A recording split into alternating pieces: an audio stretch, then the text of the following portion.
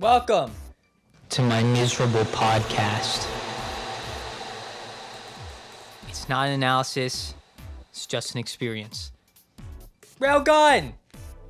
Railgun, a certain scientific railgun. Tsuwaru Kagaku no Railgun.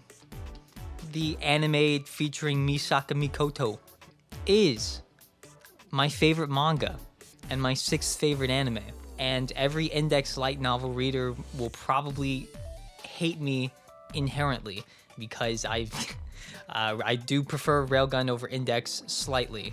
Not by that much, all right? Relax. I love Index, but I keep in mind I'm mostly an anime only. I've read a few of the light novels. I've not read New Testament, but I don't care. I like Railgun, and I'm going to talk about Railgun for a hot minute. I already talked about Index in like an hour-long something video. There was probably 2 videos ago from this one. And obviously, I have a lot of passion for the franchise as a whole. So if you're just wondering what this video is, basically, it's me just rambling about Railgun. It's in the title. It's not exactly an analysis. It's more just my experience, my observations, what I think. Maybe there's some analytical aspect to it. But first and foremost, it is just about my personal experience with this series. And for the record, I'm probably going to give Astro Buddy its own video eventually. It's not going to be the next one or anything. I don't know when I'll talk about it. Maybe I'll reread it when the final volume gets put out. I've already read all of it online. I do have some of the I have the first 3 volumes. The 4th one, I want to say, is the last one. So maybe when that one comes out, physically, I'll reread the series. I've been into reading a lot more manga lately, so kind of enjoy reading manga this last month or so than I have been, watching anime. But that's not what we're here to talk about. We're here to talk about Railgun. So like I said already, Railgun is probably my favorite manga. Take that with a grain of salt. I really have not read that much manga, though I don't really see anything topping it for a while, because when I read a volume of Railgun, my body goes somewhere else. I just have so much fun reading the series. And that's not to say I don't love the anime. On my anime list, I gave every season of Railgun a 10 out of 10. Yes, even the first one. I'm going to get into why. But let's start from the beginning. Like I said in the Index video, the reason I even got interested in the Tsuwaru series was because I saw the cover art or promotional art, whatever you call it, for the first season of Railgun. And it looked exactly like something I would enjoy. I love cute girls doing cute things shows. I love slice of life moe stuff. I love K-On!, Gabrielle Dropout, New Game, all sorts of slice of life moe type stuff. I love that. And not having known anything about this series, I looked at the promo art of Railgun and I just thought it looked like something I would enjoy. It just looked really cute. The character designs looked cute. All the background art looked pretty and bright. And I remember looking into it, and I saw some forum posts. I was looking up, what order do I watch the Tsuwaru series in, or whatever. And probably one of the first results that popped up was this one, forum discussion board. And someone said that Railgun was essentially a cute girls doing cute things show. And it just sounded like something I would be into. That's a genre I am really into. And I will say that's kind of a misrepresentation of what Railgun is, because that's really only the first season. The first season is half slice of life, half kind of plot-driven-ish. But once you get to the second season, it's very much so plot-driven, and as well as the third season, there's no filler. Well, there is filler in the second season with the Silent Party arc, but that's a thought-out arc. That's not, slice of life, really. And obviously, if you didn't know, the first season of Railgun, I believe, only adapts 2 volumes of the manga, which is pretty crazy because I think there's 24 or 25 episodes. So 24 whatever episodes for 2 volumes is kind of insane. There's a lot of filler. And I'm going to get into why that doesn't particularly bother me, and I actually quite like that. I do understand if you were a manga reader beforehand, you would probably watch Railgun and just be entirely confused as to why there was so much filler. You might even be a little bit fed up, maybe. though I do believe that your enjoyment of something is almost always defined by your mindset going into said thing. Expectations really kind of are defining for how much you will or will not like something. That's why I think it's always best to go in entirely blind without any opinion whatsoever on what you're watching. If you can, of course, that's not always easy to do if you've heard a lot about something beforehand. But I think that would be pretty much the ideal mindset whenever you try to watch something. I will say this, though, about the first season. If you look at the genres listed on my anime list for the first season of Railgun, you're not going to see slice of life. Because it's not a full-blown slice of life. I would say it's just very slice of life inspired. But anyways, let me talk a little bit more about how I got into it. So, like I said, I pretty much got into the Tuaru series because I was really interested in Railgun. Not that I wasn't interested in Index, I was, but Railgun, I just looked at it and for sure thought it would be something I would like, while Index, for all I know, could have been hit or miss. So, because I kind of had that mentality going in, because I was mostly trying to get into Railgun, it made it a lot easier for me to get through Index 1. And by the way, I really liked Index 1 when I watched it.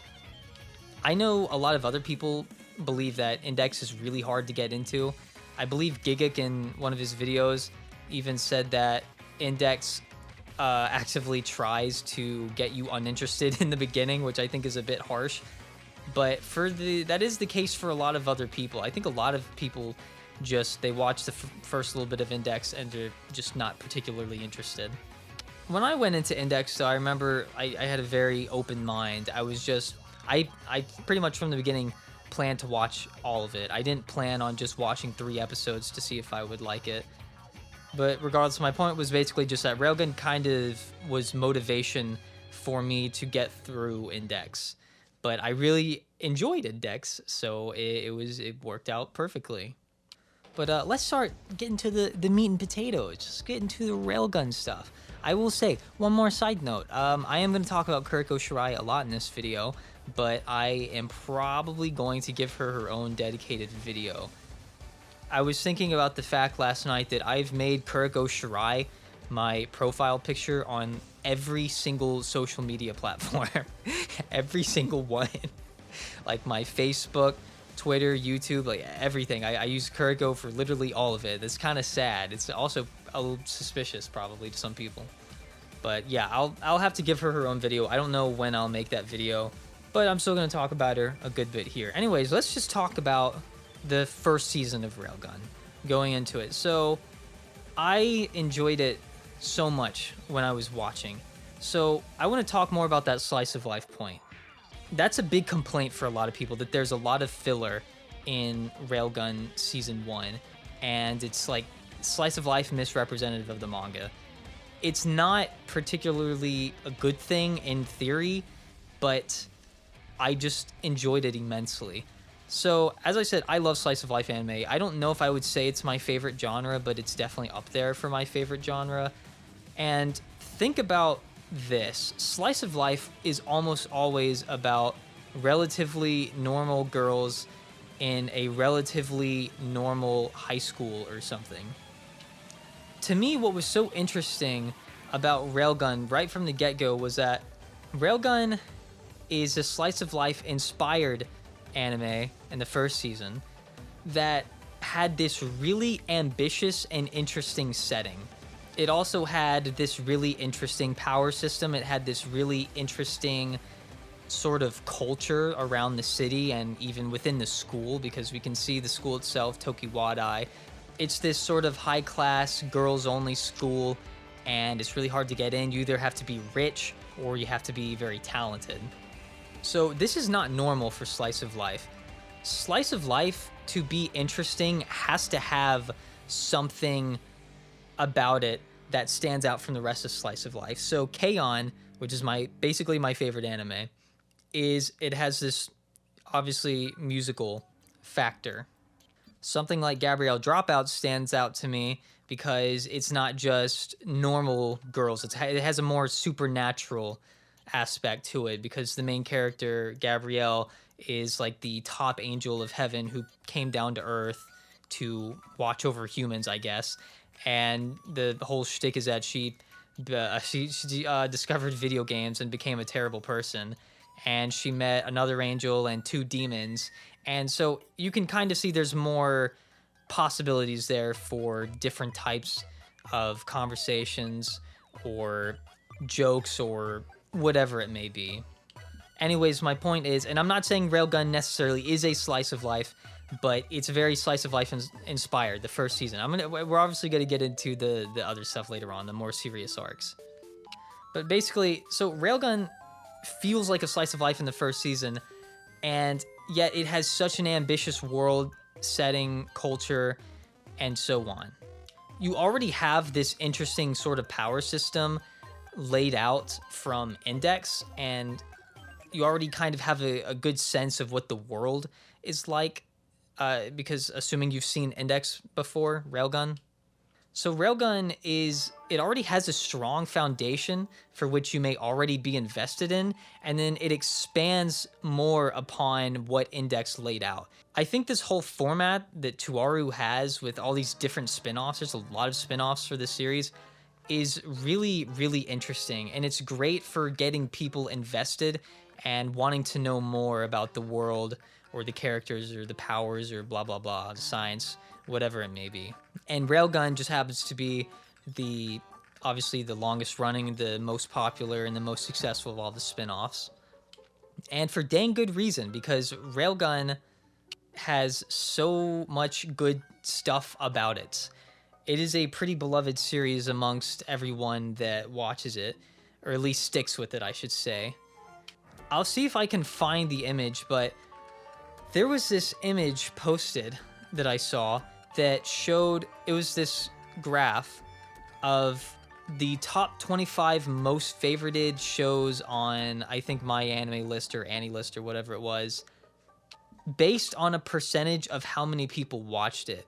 And Railgun T was like number 4. So that means that of all of the anime out there, A Certain Scientific Railgun T, the 3rd season, was favorited by the 4th most amount of people.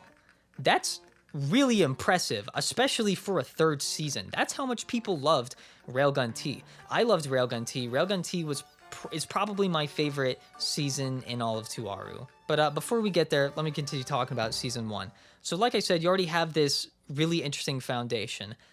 And I'm going to talk a little bit more about the anime and it's how it introduced the characters, because I actually think it did a better job than the manga. So our 4 main characters are level 5 Misaki Mikoto, the 3rd ranked level 5 in the entire city, super strong. She's actually one of the biggest reasons I wanted to watch the series, because I really liked her design. I saw some funny clip of her that I liked, so that's what got me interested. Then you have Kirikou Shirai, who is my 2nd favorite character of all time, my favorite female character of all time. Then you have Saten, who is a level 0, meaning she doesn't have a power. And then you have Uiharu, who is, I want to say she's either a level 1 or a level 2. She has a very useless power. So right off the bat, you have these characters that culturally people look at them all kind of differently. So Academy City kind of tends to look down on level 0s, and they tend to worship level 5s, or just, brutally fear level 5s. And this gap in power is really interesting from the start when you're talking about Saten's introduction in the anime, because this is different in the manga. So as I was saying, one thing I really like about the way Saten was introduced, she's introduced as this level 0 who is close friends with Uiharu. And Uiharu works in judgment with Kuroko. They've been partners for a while. They have a little bit of a backstory in Volume 2, I believe. So Saten basically tags along with Uiharu because that's her best friend. After flipping her skirt, of course, because she has to do that all the time. Bless her soul. So anyways, Uiharu is someone, because she's a level 1, she kind of really admires level 5s.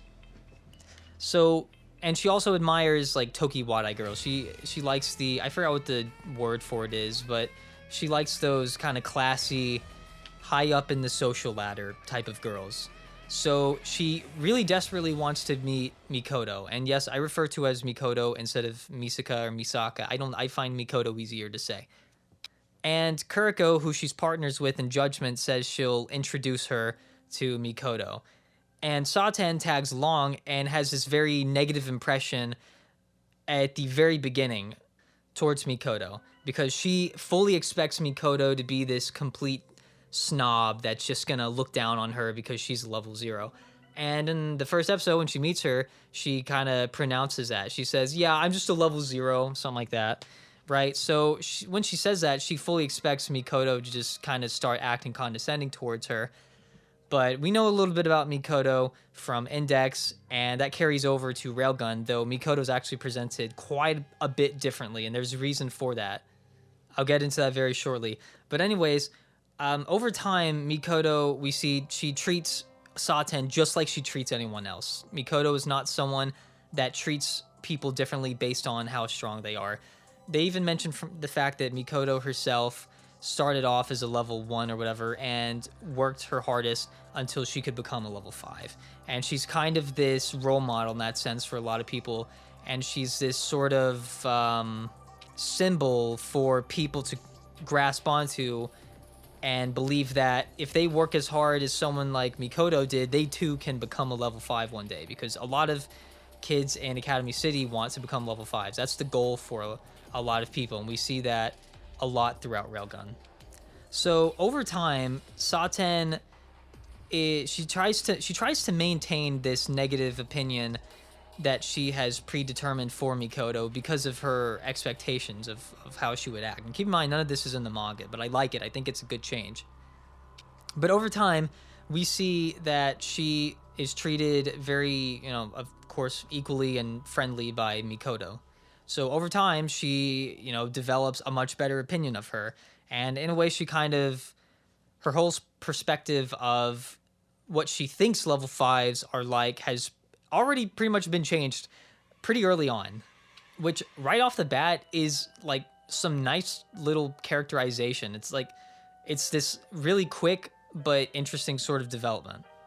And Saten is a pretty beloved character. I remember I saw this poll, I want to say it was on Reddit or something, that Saten, of the 4 main girls, Saten was actually more popular than Kuroko.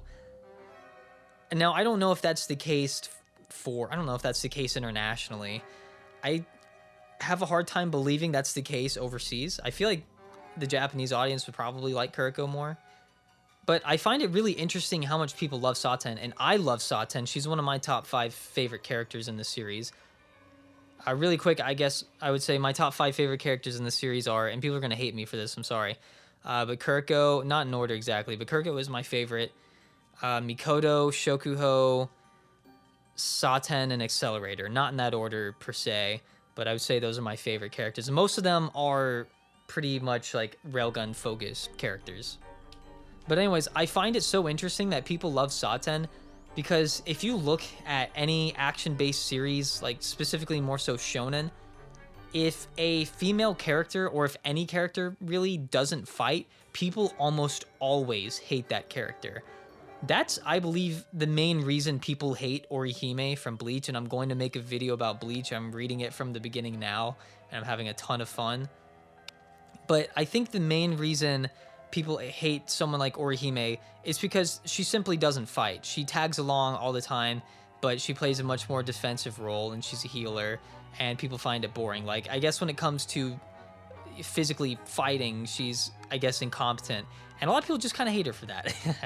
Now, there may be other reasons why people hate her, but I think it's pretty clear that the pattern is if a character, more likely so a female character in a shonen, doesn't fight, people most often do not like that character. There's a meme about shonen women not being very good characters or whatever. I don't really think that's the case.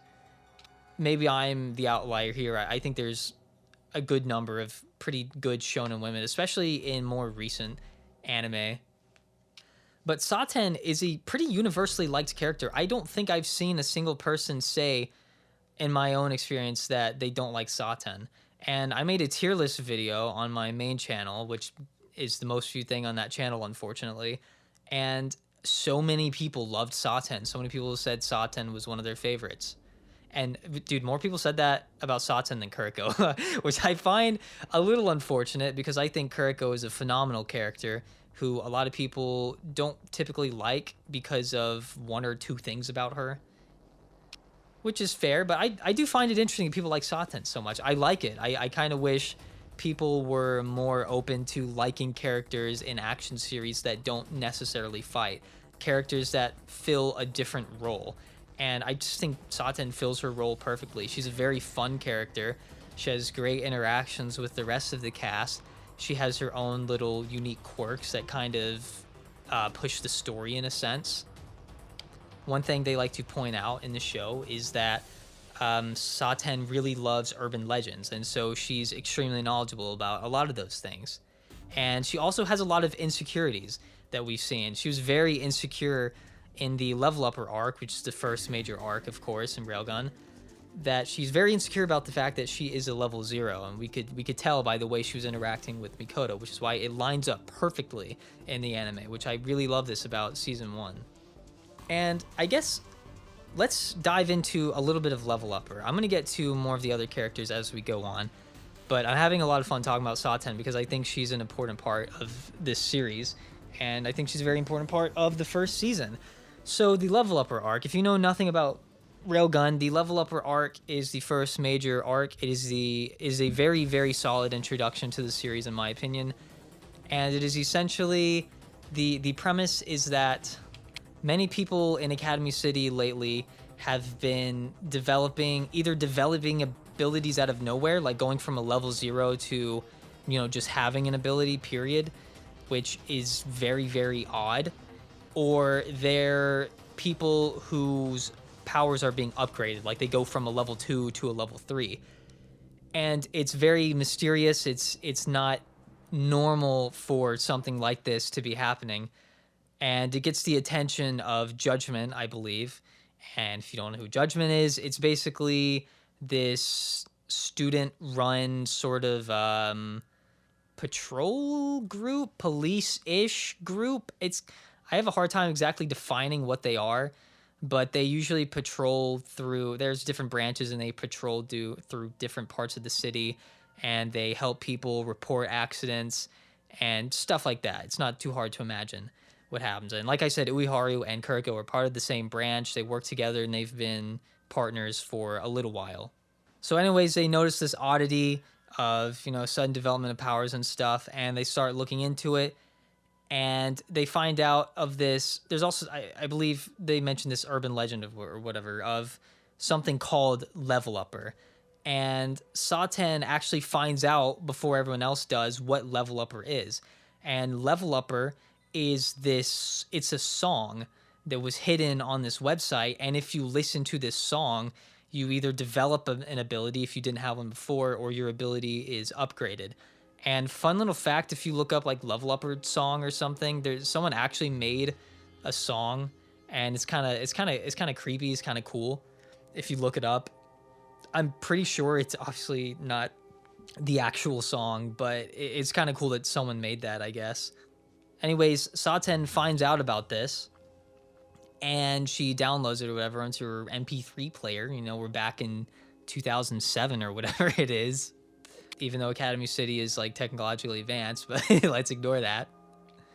And Saten comes across some of her old friends from school, and she shows them that she has this level upper song thing. And so Saten listens to it, and she develops an ability. We get to see her ability for a brief period of time. And later we find out that all of the people that had listened to the level upper song were suddenly going unconscious. Yeah, that's right. They were just going into a coma, and there were no signs of them particularly waking up. So Saten, having found this out, calls her, best friend Ueharu, and she's pretty much like in tears. She's freaking out because she knows she's about to go into a coma, and Ueharu has to basically give her assurance that she is going to make everything all right. Oh, and obviously, I'm not gonna like explain the entirety of each arc. That would take forever. It's not really what I'm here to do. But I'm having fun, kind of walking through this, I guess. But anyways, so we are also introduced to the antagonist, who was actually introduced as, I believe, a researcher who was looking into the issue herself. Her name is Kiyama Harumi, and she was working with, I believe, Mikoto and Kuroko in, finding a solution to this. Kiyama Harumi is another very interesting character that I actually really, really like. She's someone who's very logical and portrayed as being somewhat cold, even though later we find out that she's actually a much more caring person than she would have let on. So the reason I say she's logically minded is I remember this scene where she meets Mikoto, and it's a hot day outside, and Kiyama Harumi offers Mikoto a hot drink or something. No, Mikoto asked for like a cold drink or something, and Kiyama Harumi, why can I not say her name correctly? Kiyama Harumi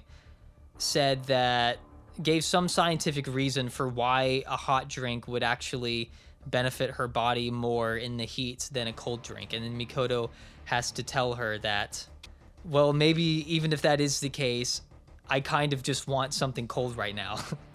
She responds with something more emotional, I guess. And so Kiyama Harumi didn't necessarily grasp that then. And then maybe she's autistic or something, because immediately after, because it's so hot, she ended up taking off her top and just was wearing her bra out in public. Maybe, I guess she just doesn't really have that sort of, she doesn't understand like social etiquette, I guess. It's perverted, but kind of funny. Anyways, as I was saying, so I just thought that was a pretty interesting exchange. I think it said a lot about her personality, and that kind of ties into Kiyama Harumi's backstory. I don't know why I'm saying her full name. Let's just call her Kiyama. So later we find out that she was the one who created and spread Level Upper. And the reason she did was because of something we find out in her backstory. So it's been a minute since I've read this, but I believe she was essentially a researcher that was put in charge of these children. And these children were, I think they were child errors. I don't remember exactly what child errors are. I want to say they're like children without parents or something. I'm not exactly sure I remember what they were. But she was basically this teacher for these young kids that were in an unfortunate situation. They were also pretty much being used as test subjects for this project that was being led by Kihara Gensei. And this is a great setup because Kihara Gensei is the major villain. Spoilers, by the way. Spoilers. But he's the major villain in the Daihase arc, which is in Railgun T. He also obviously shows up, in a sense, in Season 2, because he was kind of the instigator of the Sisters Project. And I think what they did with Kihara Gensei was actually pretty great. I think Kihara Gensei was a very, very well set up antagonist. I'm not going to say he's the most complex, most interesting, relatable man ever. No, he essentially is a mad scientist. But they did a great job of building him up and making him just really slimy and hateable. He was someone who was very, he was very hard to pin down. And I really just appreciate how much thought they put into him as an antagonist up for basically 3 seasons. I think that's pretty impressive. Anyways, so back to Kiyama Harumi. Saying her full name again. So she was a teacher and she didn't like kids, yet she was forced to essentially take care of these children. And these children got really attached to her because they're kids. I don't even know if they particularly had parents. And, kids are kids and they get attached to adults. They kind of look up to adults. And because of the way the kids were treating her, she's someone who's this scientist that isn't really involved with such emotional things, indirectly sort of got attached herself because of the way these kids acted around her and looked up to her. And she helped them. They cared about her. She ended up caring about them. And as she was taking part in this project that she probably wasn't even aware was pretty twisted, an accident happened to all of these children that she was taking care of. And she felt so responsible for what had happened, that she had helped in that, and that she wasn't able to stop that. And so she develops this whole plan involving Level Upper so that she could wake these kids up from, I believe they were put in a coma as well. Something crazy like that. I don't remember all the full details, so it's a little hazy, but that's the general idea. And so I really think this part is just really well structured. It's not necessarily mind-blowing, but I just think it's a very solid introductory arc overall. I remember as her plan is revealed and she confronts Mikoto in this fight, I remember really liking that fight, not necessarily because the fight choreography was just so mind-blowing. No, there's a lot better fight choreography later on. But the thing that Mikoto had to fight was this weird, fetus thing. It was this weird ghostly looking fetus thing that contains the minds of all of those that had gone into a coma. It was an oddly creepy sort of thing for Mikoto to fight at this time, so early on, of course. And of course she eventually defeats it. And I remember Kiara, I'm saying Kiara now, is she a VTuber? Kiyama Harumi, she has this exchange as she's getting arrested with Mikoto, and I believe she hints at something about the dark side, that it goes deeper than she may know. It was something along those lines. And that was also a nice setup for basically the main exploration of what Railgun is all about. Railgun is pretty much this sort of confrontation between Mikoto and people and projects and stuff from the dark side of Academy City. And there's a lot to the dark side of Academy City, but the overall idea is that everyone in Academy City is basically a guinea pig for different research facilities and the governing board's experiments, which is entirely true, which is why I love this setting so much. And that's why I said in my index video that it's easily my favorite setting in an anime. I don't really think anything else comes close. But as we see later, Mikoto involves herself with a lot of different aspects or different people and projects and stuff from the dark side. That's, I would say, probably the main source of conflict in Railgun. So I guess I'm done talking about the Level Upper arc. As I said, I just think it's a very well thought out and a very solid introduction to what Railgun is. I think it's very representative of the arcs to come, while it's not as long, and I think that's fine.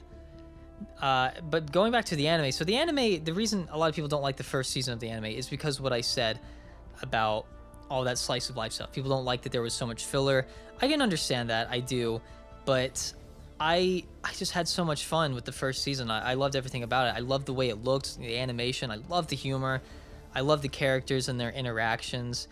I enjoy a lot of the action scenes.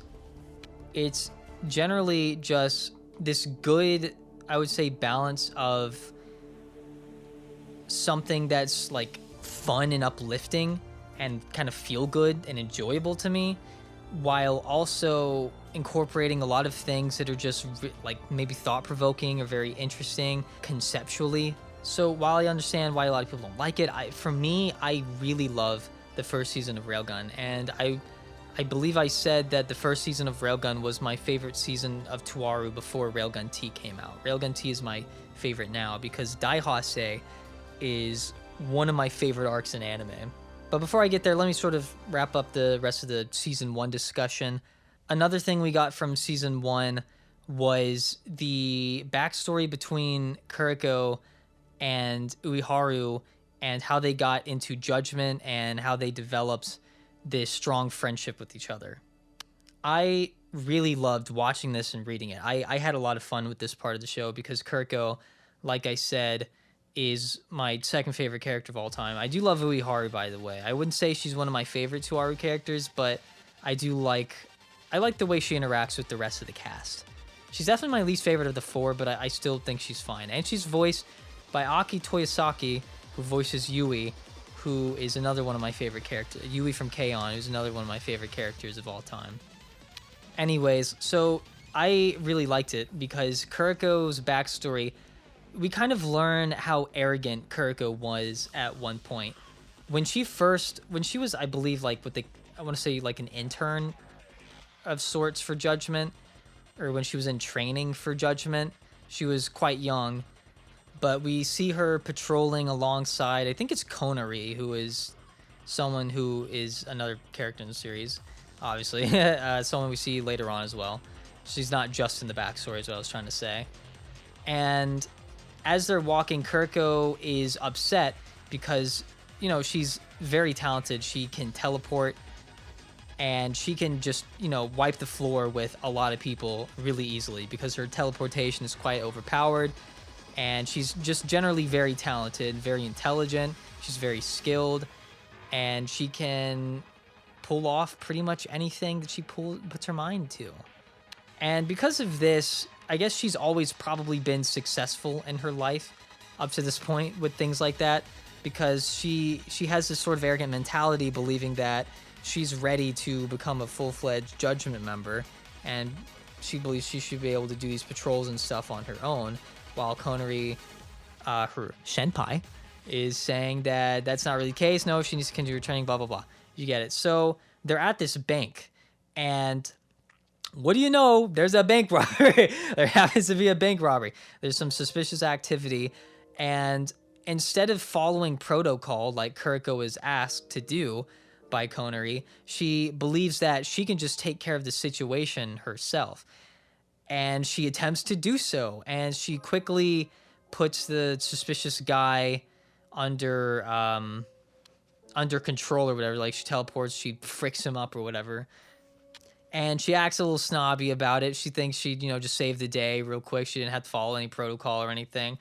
Just to find out that I actually can't remember. Was there someone else that I don't remember what is it? But something went wrong. Something went wrong. She got bamboozled.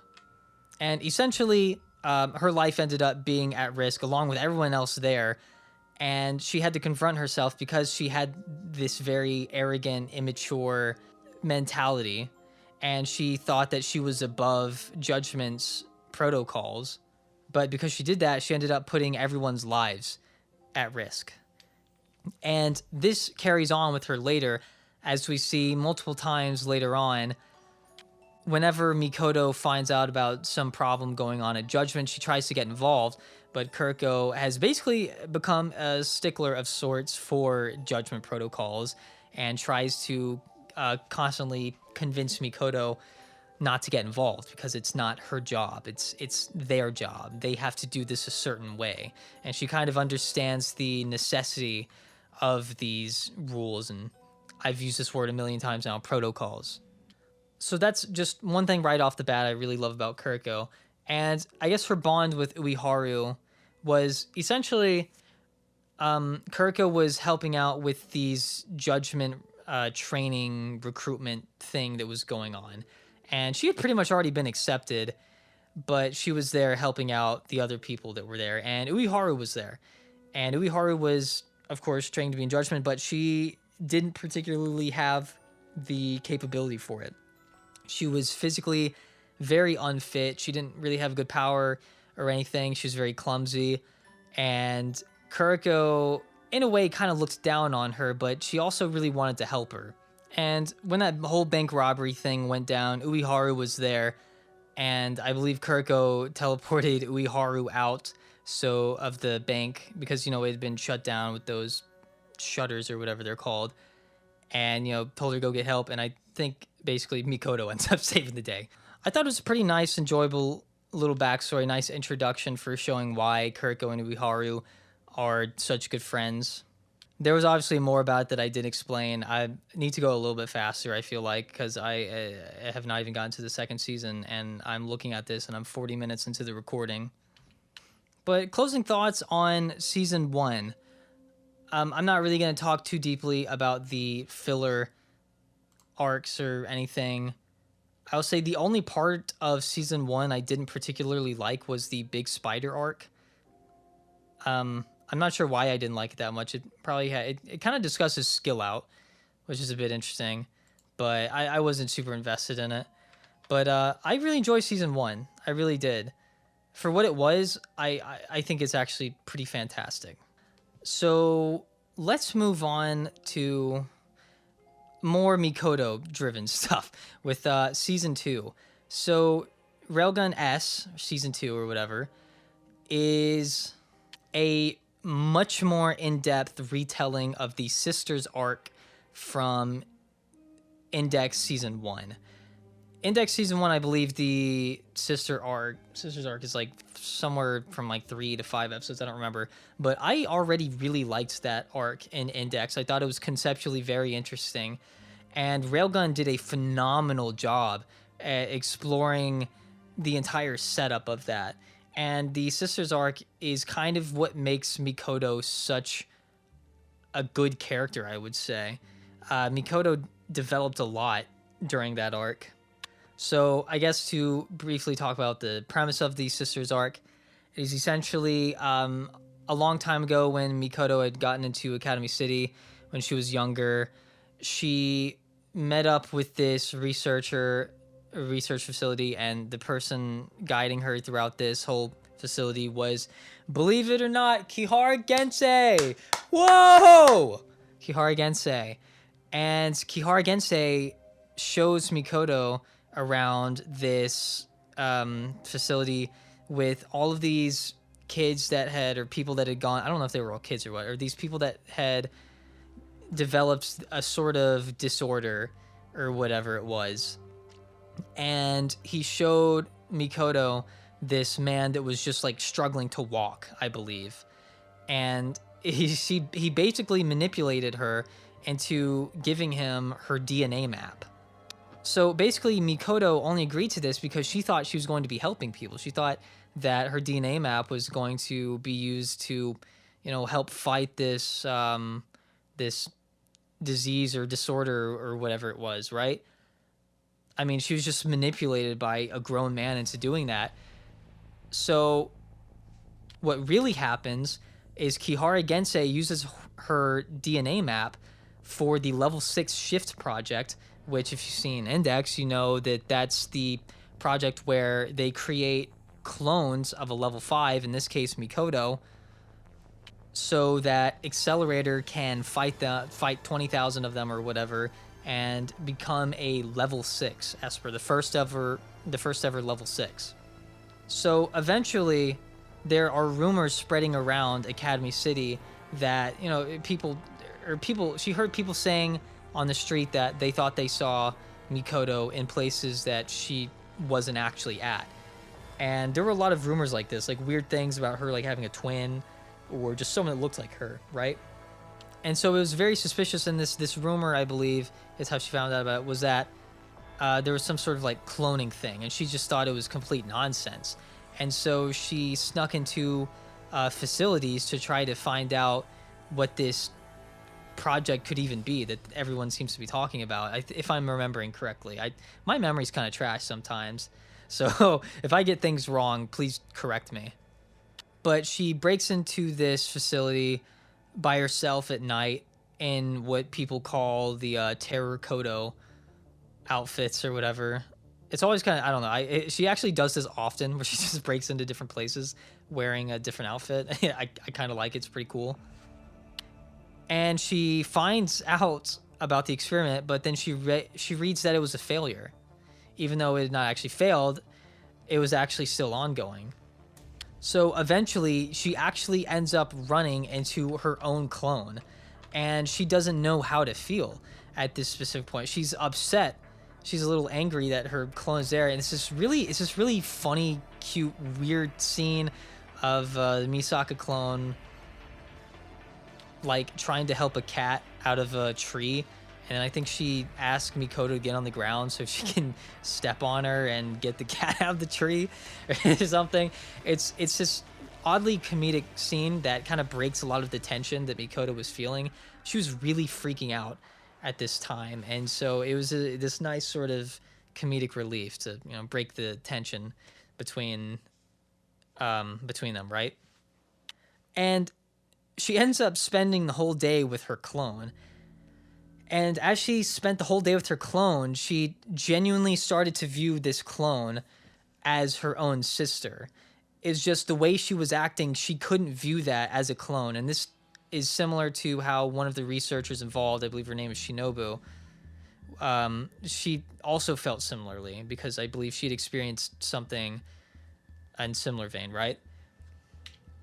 So they basically spent all day together, and she didn't necessarily know that the fights were going on between Accelerator and her clones. So at this point, she, like I said, genuinely views them as human beings. She thinks that their life is just as important as her own. So this day that she spent with this clone of her had completely humanized her opinion of these clones to the point where they're not even clones to her. Later, we find out that that Misaka clone was meant to go meet with Accelerator that very night that they were hanging out, so she would end up dying in that project involving Accelerator, because I mean there's obviously no way she's gonna be Accelerator. So as the clone heads there to the project meeting place, I don't remember how Mikoto found out about it, if it was just random or what. I don't remember exactly how she found out that she went there, but she ended up finding them in the middle of their battle, and I believe she just sees her clone that she just spent this whole day with being completely tormented by Accelerator, who right now at this part of the show is just completely psychopathic. Of course, later on, Accelerator gets this amazing redemption arc, and it's so freaking well done. But at this point, Mikoto genuinely it just looks like Accelerator's a psychopath that's just been slaughtering thousands upon thousands of her clones. She, discovers that freaking 10,000 out of the 20,000 have already been killed. And after she's developed this opinion, this human opinion, or this opinion of them that they are genuinely human, that it just breaks her heart, and she feels so responsible for giving her DNA map to Kihara Gensei. She views everything that happened as her fault, even though it's clearly not her fault. She was manipulated into doing it, and she thought she was doing a great thing, but it resulted in something terrible. I forgot to mention, I think I completely forgot about the part where she says that like the clones freak her out or something. Right? So she ends up feeling so terrible about the opinion that she had beforehand. I can't believe I forgot to mention that. That was like an important thing. I think she said something. I'm having a hard time remembering, but I think she said something really mean to the clone. I don't know. I'm having a hard time remembering. Why does anyone watch this? I didn't like just read or anything. It's been a minute. But regardless, the point still stands. So anyways, Mikoto feels entirely, like, solely responsible for the slaughter of 10,000 of her clones. She tries to fight Accelerator and gets absolutely bodied. Nothing she does particularly has any effect on him. And she feels entirely hopeless, so she has to find a different way to destroy this project. And because she feels solely responsible, she thinks that she needs to do all of this herself, that she cannot get the help of anybody else. So she decides to sneak out of her dorm every single night, and her plan is to go and destroy like every single research facility involved in this. And some of them end up being guarded by dark side organization called Item. And like I said in the index video, I love Item to death. There's this really fun fight between her and Frenda. And At this point, Mikoto is exhausted. She has gone to so many research facilities. She's getting no sleep whatsoever. Her body cannot physically keep up with this. Yet the guilt is eating her up so bad that she can't make herself stop. And, during this fight with Frenda and whatnot, Mugino, who's also a level 5, shows up. And it's so, I don't know, it's kind of, I feel like it's very well done how exhausted they made Mikoto seem throughout this entire battle. And it's very clear at a certain point that she just needs help. After the really, really fun exchange or confrontation that she has with Item, I believe she ends up destroying all of the research facilities, but she finds out that the project doesn't end. It keeps going regardless, and she essentially loses all hope. And after she's lost all hope, she decides that she's just going to sacrifice herself to Accelerator and screw over the entire project, because the plans were so detailed and laid out already that she basically discovered that if she were to just throw herself in and interfere with the project by allowing Accelerator to kill her, then the project would be completely destroyed and the rest of the clones could live while she dies. So she pretty much decided that she would just sacrifice herself for these 10,000 clones. Before I get into the resolution, some other stuff that's going around at this point is Kuroko is insanely worried about Mikoto throughout this entire time because, she's her dorm, or she's her roommate at her dorm, and she has to cover for her every single night. And she's very upset that Mikoto doesn't rely on her for help whatsoever. But this is kind of a major point involving Toma in this arc as well. And I believe Mikoto also asked Kuroko this hypothetical question that what if she did something illegal or whatever, would she arrest her? And Kuroko says, yes, I would have to arrest you. Even though you're important to me, I still have to uphold the law. That's my duty. And that's what I believe is right. And Mikoto says to herself that if Kuroko were to arrest her, then maybe everything would be okay. I don't know if arrest was the word they used, but you know what I mean. Or that she would be okay with that, I guess. And there was also, like I said, Shinobu, who is one of the researchers. She was a prodigy of sorts that was a major factor in developing this whole thing. And she was someone that related to Mikoto because she also felt very responsible for all that had gone on. Another thing that happened was, I remember this scene between these two other researchers. I don't remember their names, unfortunately, but I want to say it was one of the first few clones. And it was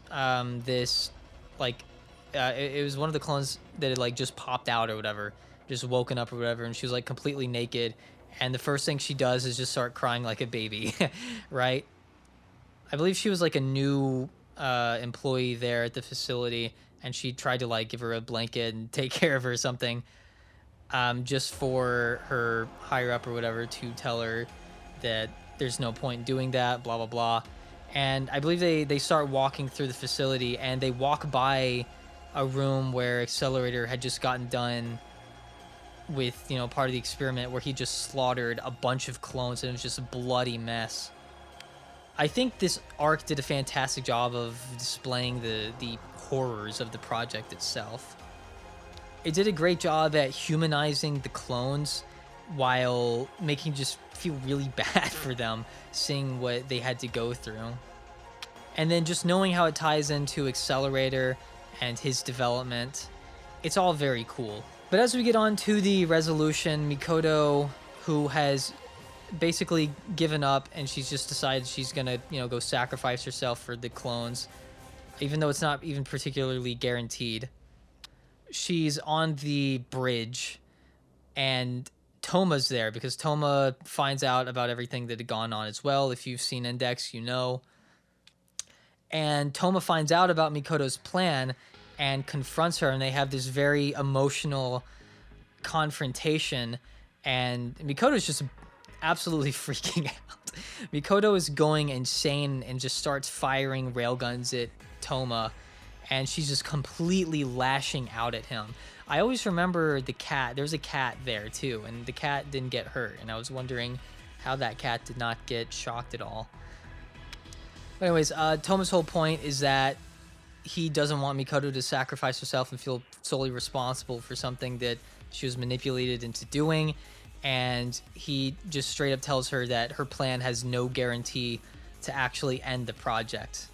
So Toma offers to go beat Accelerator himself. They say if a level 0 beats Accelerator, then he'll be so they'll completely give up on him. The governing board is going to see Accelerator as a complete failure if you can't beat a level 0 like Toma. And then there we go. That's Toma goes and he beats up Accelerator, and it's this really, having that context just makes all of this feel so much more powerful, and it just makes me further love the Sisters arc even more. I think it's a fantastic arc, explores some interesting ideas, has some great character development.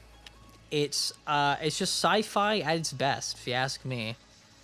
It's really, I guess, gratifying just to see Mikoto as a character. Mikoto is a lot of people's favorite character in the entire series. I believe she is the most popular character from the series, and I believe the Sisters arc is a huge reason for it. I really like how Mikoto does put a lot of the blame on herself, not because she's right. She's not right at all. But one thing all of the Tuaru protagonists, or the three different series protagonists, Toma, Mikoto, and Accelerator, is none of them believe themselves to be heroes. That's something I really like about the Tuaru series, is that practically none of them actually view themselves as being heroes, at least the protagonist. And Mikoto is someone who does a lot of heroic things, but really feels responsible for a lot of things that go wrong. And then we have Accelerator, who straight up views himself as a villain. And then we have Toma, who just doesn't care about the idea of heroes nor villains. It is interesting, though, because I believe in the Jailbreaker arc, Mikoto refers to Toma as a hero, while simultaneously saying that she herself is not a hero, nor a good person or whatever. I like, one thing I love is I love good people that refuse to believe that they are good people. There's nothing more obnoxious than someone who's actually a bad person trying to tell you that they're a good person. How many good people will actually tell you that they are a good person? Probably zero. That's one thing I do love about all these protagonists. I really do love that about Mikoto. She is, I would say Mikoto is very, very humble in a very good way. She really is someone that thinks about others first. She's not particularly selfish. She doesn't have a high opinion of herself. She has a much higher opinion of someone like Toma than she does herself, even though Toma's just a level 0. And the irony of that in the eyes of everyone else in Academy City is probably quite immense. Anyways, that's the Sisters arc. I've been recording for a hot minute now. Overall, I love the Sisters arc. I really, really, really love the Sisters arc. I have a hard time really saying I have a hard time saying what my favorite arc in Railgun is, because I enjoy all of them a lot. I would say Daihase, which is the next major arc, I pretty much claim as my favorite.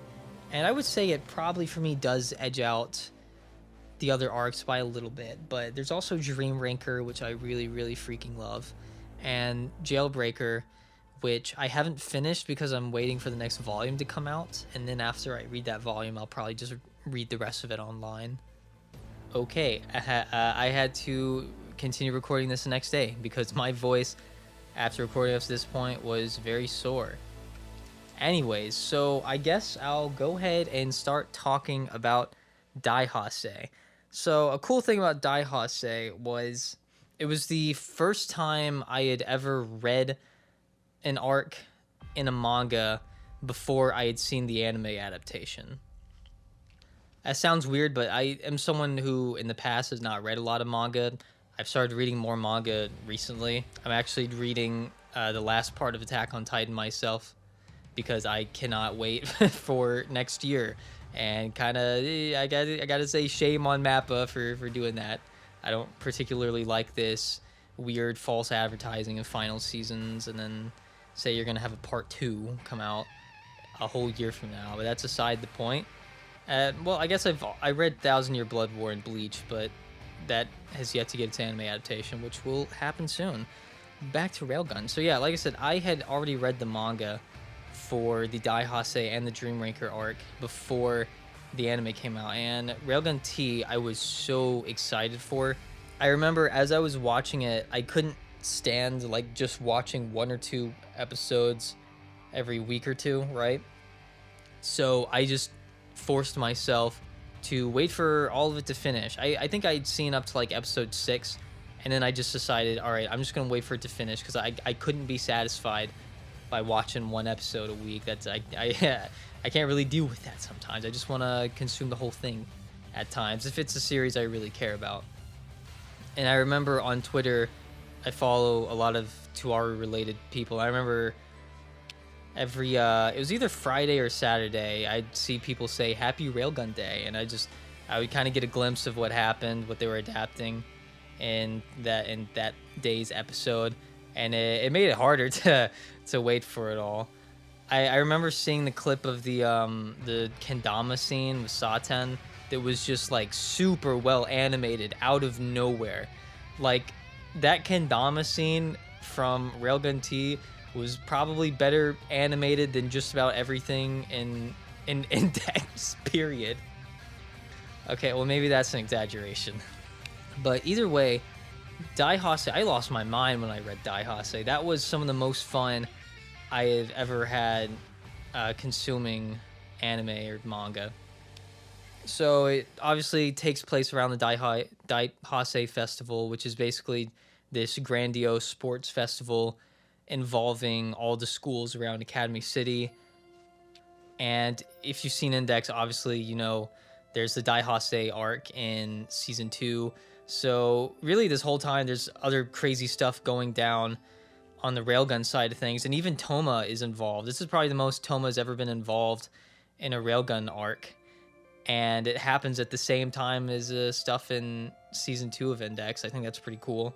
We got to see some of the parents. I believe Mikoto's mom was a part of this, and I remember her friends, you know, the rest of the characters were so excited to see Mikoto's mom that they started talking to her. And I remember this very cute scene where Mikoto was very embarrassed that she referred to her mother as mama. I guess it's even weirder for a Japanese person to say mama, because that's not a very Japanese thing, right? What do they say? Okasan, right? So the fact that she straight up says mama is the cutest thing. That it's even cuter that she's embarrassed by it. But literally no one else thinks a thing about it. It's only her that's embarrassed by it. So before it gets to all the serious stuff, there's a lot of like cute, lighthearted stuff. Kuriko's in a wheelchair at this point. Wheelchair waifu, right? And something about that, I mean, she ends up recovering well enough to where she can fight later on in the arc, but seeing her in that wheelchair I always thought was kind of cute and funny. So because Kuriko's in a wheelchair recovering, basically Congo, her rival... Oh, I didn't even talk about Congo this whole time. Hold on, I'll have to talk about her, because they changed her in the manga versus the anime, or vice versa, I don't know. I think I remember hearing that the anime actually influenced Congo rather than vice versa. Congo's introduction in the manga is entirely different, and it's actually really good. So anyways, basically for the Daihase Festival thing, Congo has to become Mikoto's partner throughout the event instead of Kuriko, and Kuriko being a bit of a rival of Congo's, or them having slight distaste towards each other, even though it's really only Kuriko that feels any distaste. It's not Congo at all. Of course, this, you know, makes Kuriko very jealous. There's this maybe I can pull up a clip of it, but there's this one scene of Kuriko like rubbing against Mikoto while they were practicing. I think it was before she was put in a wheelchair. Another thing that happens is I believe Mikoto runs into the clones again, and I remember this scene of them, like the clones deciding who was going to go to the store to get some cake or whatever. And then there was this, they were playing rock, paper, scissors to decide who goes. And for some reason, it was a funny, cute scene that I have a GIF saved of. I really enjoy a lot of the just cute, lighthearted moments in Railgun. I remember I wanted more of them in the second season during the, the sisters arc after that and stuff. I think Railgun does it well. I really like the character interactions and I love the cast immensely. So it's just, I love just seeing them interact, even if they're not doing anything particularly important. Which is always kind of what I use as a baseline of how much I like a cast. If I could just watch a cast of characters in a room together, just talking about something that's not particularly important to the main story, then I consider that to probably be a really strong cast that I really enjoy. But if I'm watching a show and the only thing I can't stand when they're just talking about something unimportant and I just want them to get to the good, interesting parts, then that's how I know I don't really care that much about the characters. Anyways, I want to talk a little bit about Congo, because Congo had a very different introduction in the manga than she did in the anime. I want to say she showed up in the anime first. It sounds weird, but if you remember back in Railgun Season 1, I believe the first time Congo showed up was like a beach episode, which is kind of funny. And in the manga, she's like a transfer student. And I remember she runs into Kuroko, and I don't even remember what happened, but they basically had a bad first... Kuroko had a bad first impression of Congo pretty much immediately. I think Congo was like lost or something trying to find her way to Tokiwadai. And she did eventually run into Mikoto, and she didn't know that Mikoto was a level 5. So she like walked around the city with her, not even realizing she was a level 5. And I remember her being confused as to why everyone on the streets were just saying hello to Mikoto as if they were just really friendly. But it was just obviously because, she's level 5, she's very popular, a lot of people know her, a lot of people like her. The more interesting part is Congo's backstory, because, I remember when I first saw Congo, I thought I was not going to like her because she was just a rival to Kuroko, who is my favorite character in the series. But the more you learn about Congo, just the more you realize she's actually just a great person, and she just has a hard time communicating properly with normal kids her age.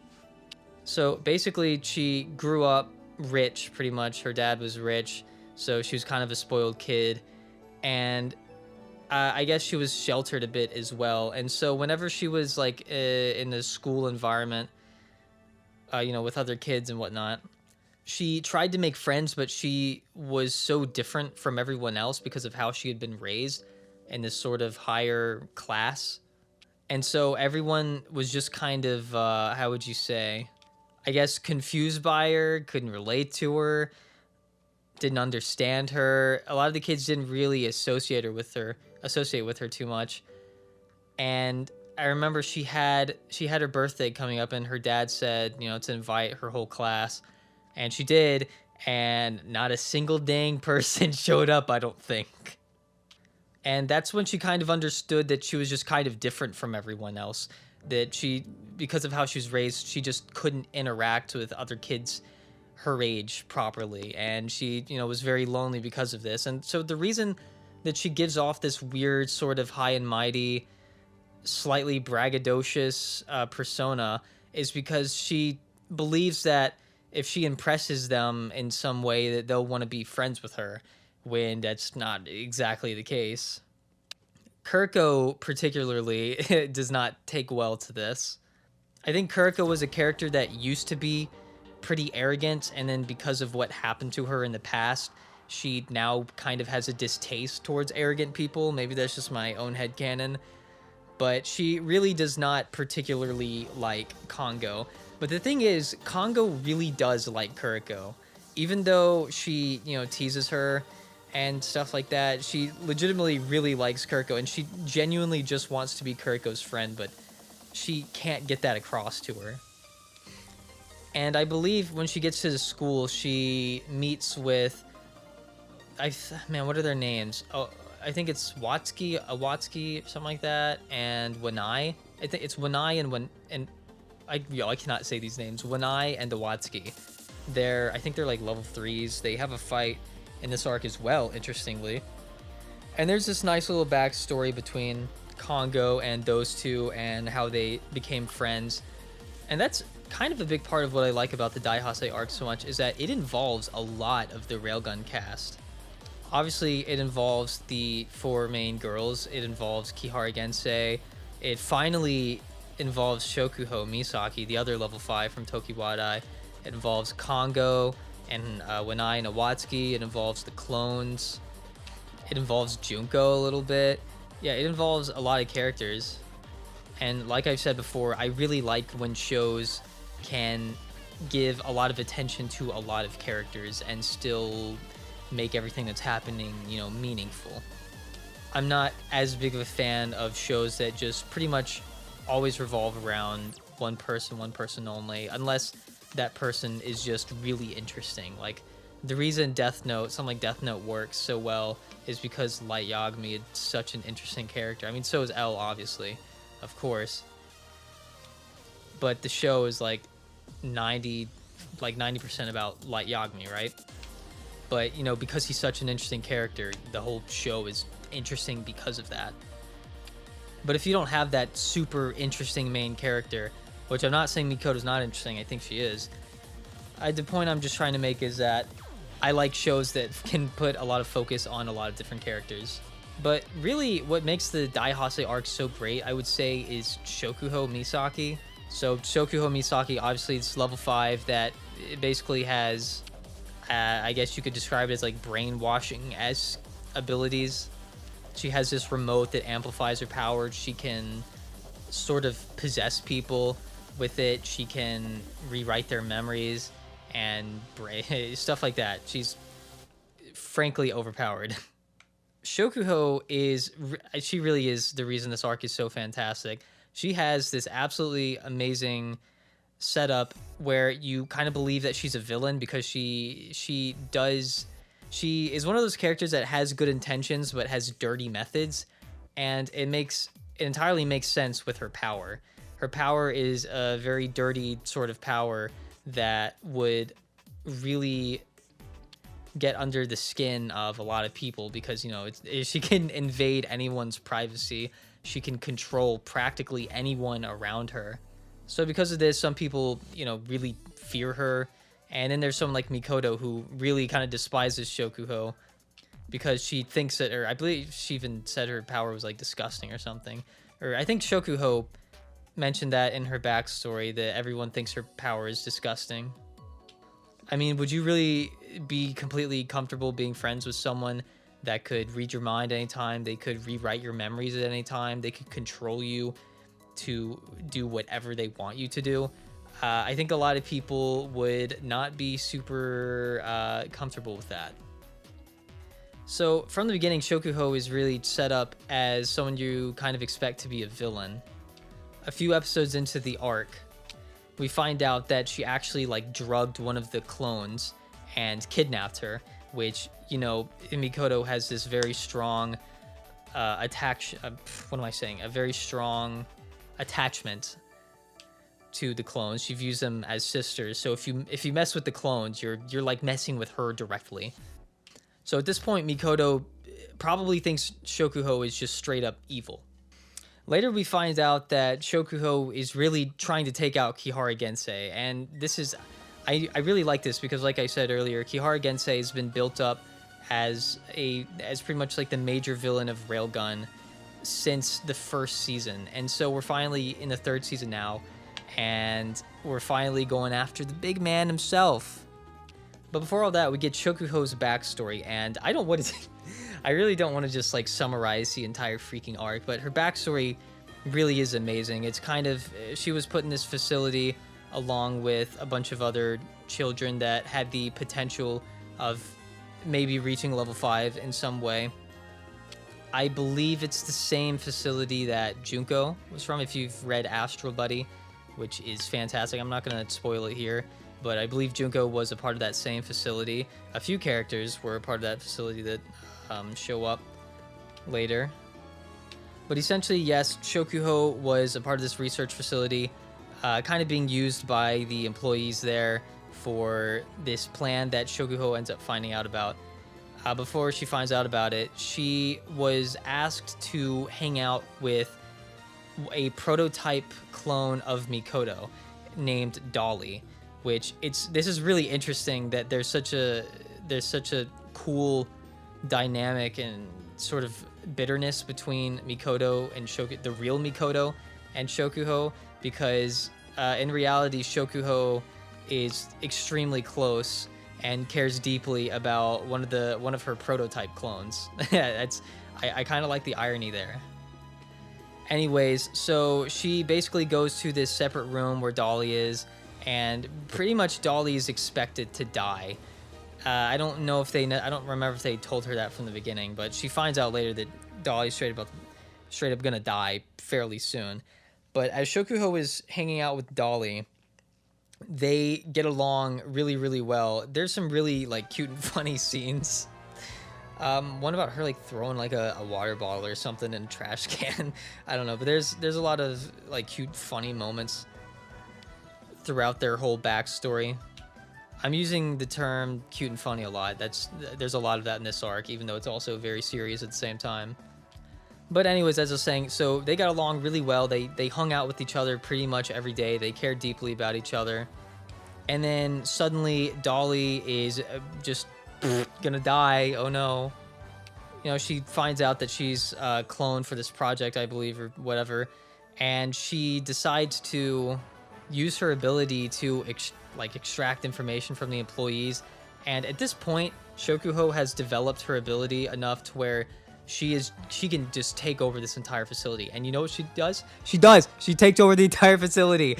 So she literally like brainwashes this entire facility, every researcher there, and she listens in on their board meetings, and she essentially starts like, I think she like rewrites her memories and like uses them to do what she wants them to do. And she uncovers this entire project and how it links to Kihara Gensei, which is just genius. And I remember that scene where the researchers were at this like big table having this discussion, and you think that Shokuho's not there, and then finally when they're about to break up the meeting, the camera shows Shokuho just sitting there at the table, because she wrote all their memories to where they just pretend she's not there. They see her as someone else, whatever. I don't know exactly what it was, but it was such a cool scene. So for a while after that, Shokuho is just spending a lot of her time trying to take out Kihara Gensei. And Kihara Gensei is the slimiest dude. He's like the hardest dude to find. So she finds out that Kihara Gensei is going to meet at this specific place. She secretly sets everything up so she can capture Kihara Gensei, or maybe even kill him. I'd probably capture him, right? Put that man in jail, that old boomer. And she captures someone who looks like Kihara Gensei, just to find out, oh no, it's not actually Kihara Gensei. And then she looks into his memories, and this 10,000 IQ genius, Kihara Gensei, knew about Shokuho's plan and decided to speak to the person that was going to disguise himself as Kihara Gensei, and he sent a message to Shokuho by talking to him, because he knew that she was going to do all this, and he knew that she was going to capture him and look into his memories. And then I thought that was such a sick scene. It was so cool. If Shokuho is like a 9,000 IQ genius, then Kihara Gensei is just a 10,000 IQ genius. It's annoying, but I kind of think that's what makes him a good villain. So before we go on a little bit further, let's talk a little bit more about some other stuff that happened around the same time during that arc. So Shokuho being the, I guess, anti-villain. Is she an anti-villain? I don't know if she's an anti-villain, but with her dirty methods that she has, She, I guess, didn't want Mikoto getting in her way or wanted to be able to use her or whatever. So what she did was she rewrote the memories of Kuroko, Ueharu, and Saten in this really interesting scene. And as Mikoto runs into the three of them on the street, none of them know who she is, or none of them are. They don't have any memories of ever being with her. They only know her name or whatever. So what's interesting is that Kuroko did not like Mikoto, which is really interesting because Kuroko is now like lesbian from Mikoto.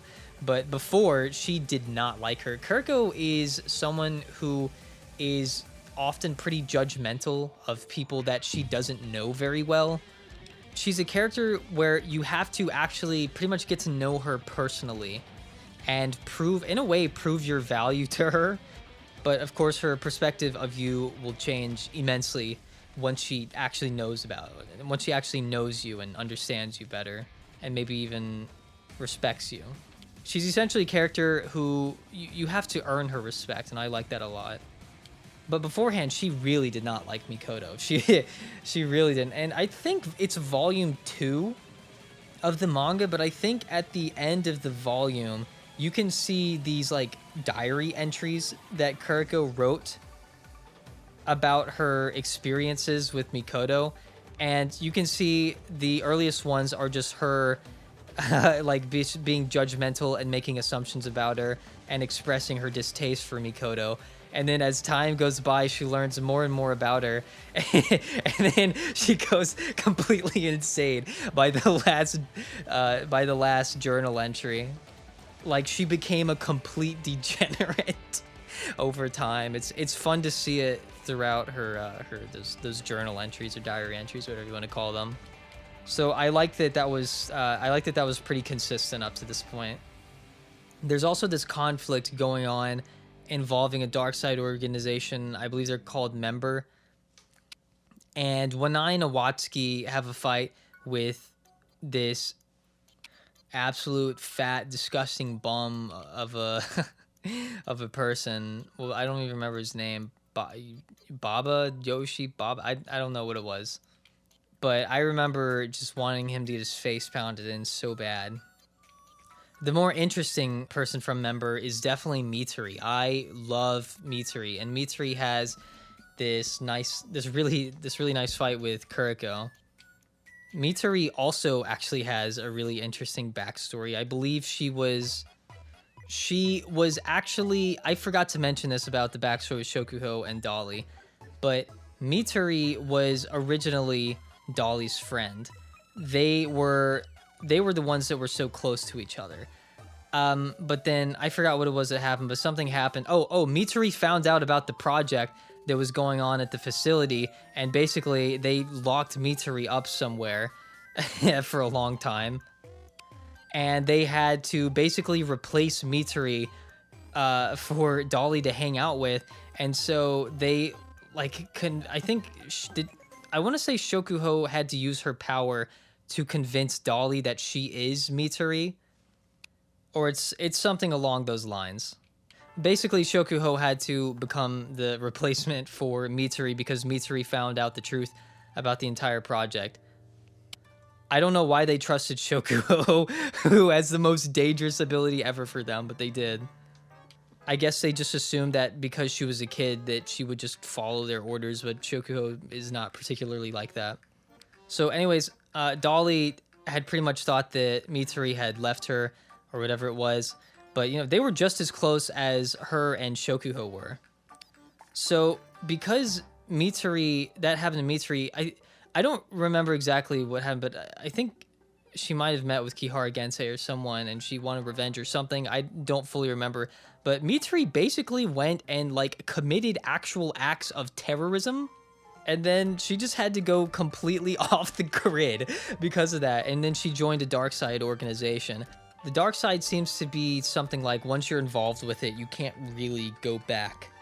There's also this scene with Mitari where her ability is she can make this weirdo alien figure thing that's tough. I don't remember exactly what it is, but it's interesting. But anyways, she basically uses her ability and she takes like 2 hostages. One of them is Uiharu and the other one is Mikoto's mom.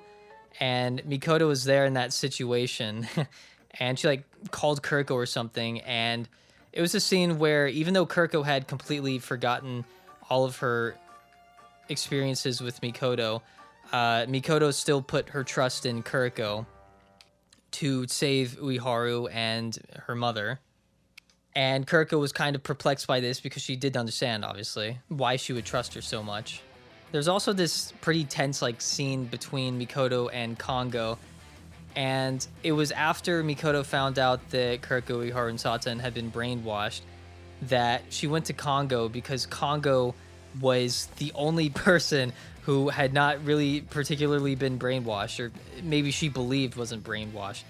And it was like this, there was this tension that literally every single person around her was under the control of Shokuho, and so she had to rely on Congo because she just couldn't do it herself, which is actually, it shows her development from the Sisters arc. In the Sisters arc, she felt solely responsible and believed that she had to resolve the situation entirely by herself. So we're actually seeing how different she is after she has developed. She's now recognizing that even though she does feel very responsible for a lot of things going around, she always feels responsible when the clones are involved because she thinks she needs to protect them.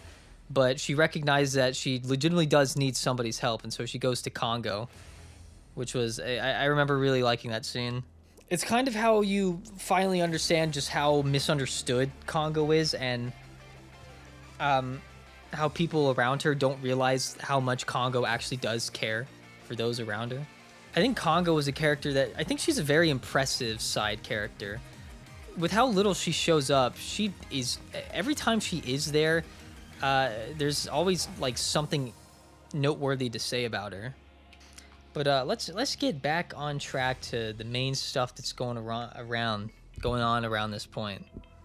So Mikoto confronts Shokuho, and they kind of come to an understanding that they actually have a common enemy, and they actually really need to work together in order to, save her sisters and take out Kihara Gensei, who is just a complete threat to Academy City at this point. And it's really this interesting dynamic between Shokuho and Mikoto, because they both resent each other pretty deeply at times. More so at the beginning. Later on, they, I guess you could say, understand each other a little bit better.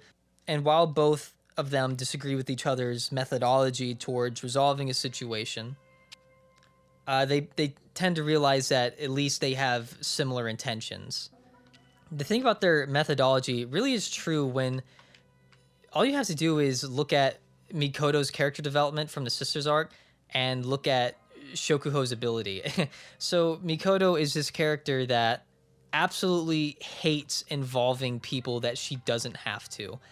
If she can, she wants to solve every single problem by herself. She kind of views it as her duty to protect other people in a way because she's stronger than everyone else, or maybe because she believes she's the origin of the conflicts, whatever conflict it may be. While Shokuho, because of her power, Shokuho has to use other people. Shokuho involves innocent people all the time. And this is what Mikoto resents about her so much. That dynamic is just really, really interesting. If you look from the perspective of Shokuho, just what can she do with her power? All she can do is control other people in some form or fashion. She could just, I guess, refuse to use her power, but at the same time, even though it would involve dirty tactics, I'm having a hard time talking, she could also use her power for a greater good. This is really one of my favorite things about the arc. Mikoto and Shokuho together, they're fun, they're entertaining, but they're also just very interesting. They have an excellent dynamic and contrast to each other, even though they pretty much have similar intentions. Anyways, as they meet up, they invade this place where they believe Kihara Gensei is going to show up. I kind of already talked about that. There's this one really funny scene when they got there. Mikoto immediately just started running into the facility, and Shokuho wasn't behind her, and then she just instantly thought that Shokuho had betrayed her and was like scheming something against her. But in reality, Shokuho is just really unathletic, and she was like falling behind very slowly, and she was breathing heavily and sweating because she can't run fast. So another funny thing is Shokuho literally uses her ability to get out of gym class. She actually doesn't have to participate in physical education because of her power, and I think that's really funny. You know, she reminds me of a lot of Lelouch. In Code Geass, every time Lelouch ever had to run, you would always see him start like slowing down and breathing heavily because he's not athletic. It reminds you that even though these people like that are super powerful and super intelligent, they're always still weak. They're always still not particularly athletic, and it's always pretty funny to me. I see a little bit of Lelouch in Shokuho, which I really, really love. You know, Lelouch is my favorite character in all of fiction. No one even comes close. And Shokuho is probably my second or third favorite character in the series. Easily top 5. Easily top 5. She's also just a complete queen. Do I have to mention she's hot? One funny thing I remember seeing is that when Uzaki-chan was airing, there was a lot of controversy because Uzaki is a 19-year-old that has like a young face, but she has like absolutely gigantic bazungas, and that was just making people really upset for some reason. So people were making really stupid art where they were quote unquote fixing Uzaki-chan by making her boobs smaller, which I fundamentally just cannot fathom why that would make people so mad unless they're just jealous. I mean, I'm not going to say those body proportions are common, but it's not impossible. There are women out there that look like that. Well, whatever, that's not the joke was that I saw some meme about Shokuho who's like 14, or she's like in middle school or whatever, and she has like gigantic boobs too, and and there's no controversy around her. Everybody loves Shokuho. I don't know. I just thought that was funny. I hope Twitter never finds out. Luckily, Railgun's not popular enough. Dude, Railgun, Tuaru in general would just get canceled on Twitter like so fast if it ever became popular. Anyways, back to what I was talking about.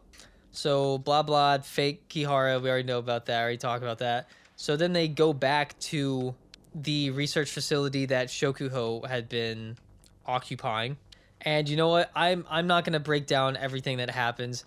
Basically, Shokuho has this altercation / kind of a fight with Kihara Gensei at her facility that she's been controlling. He's trying to get the code for this device there that's super OP, and he needs the launch codes or whatever.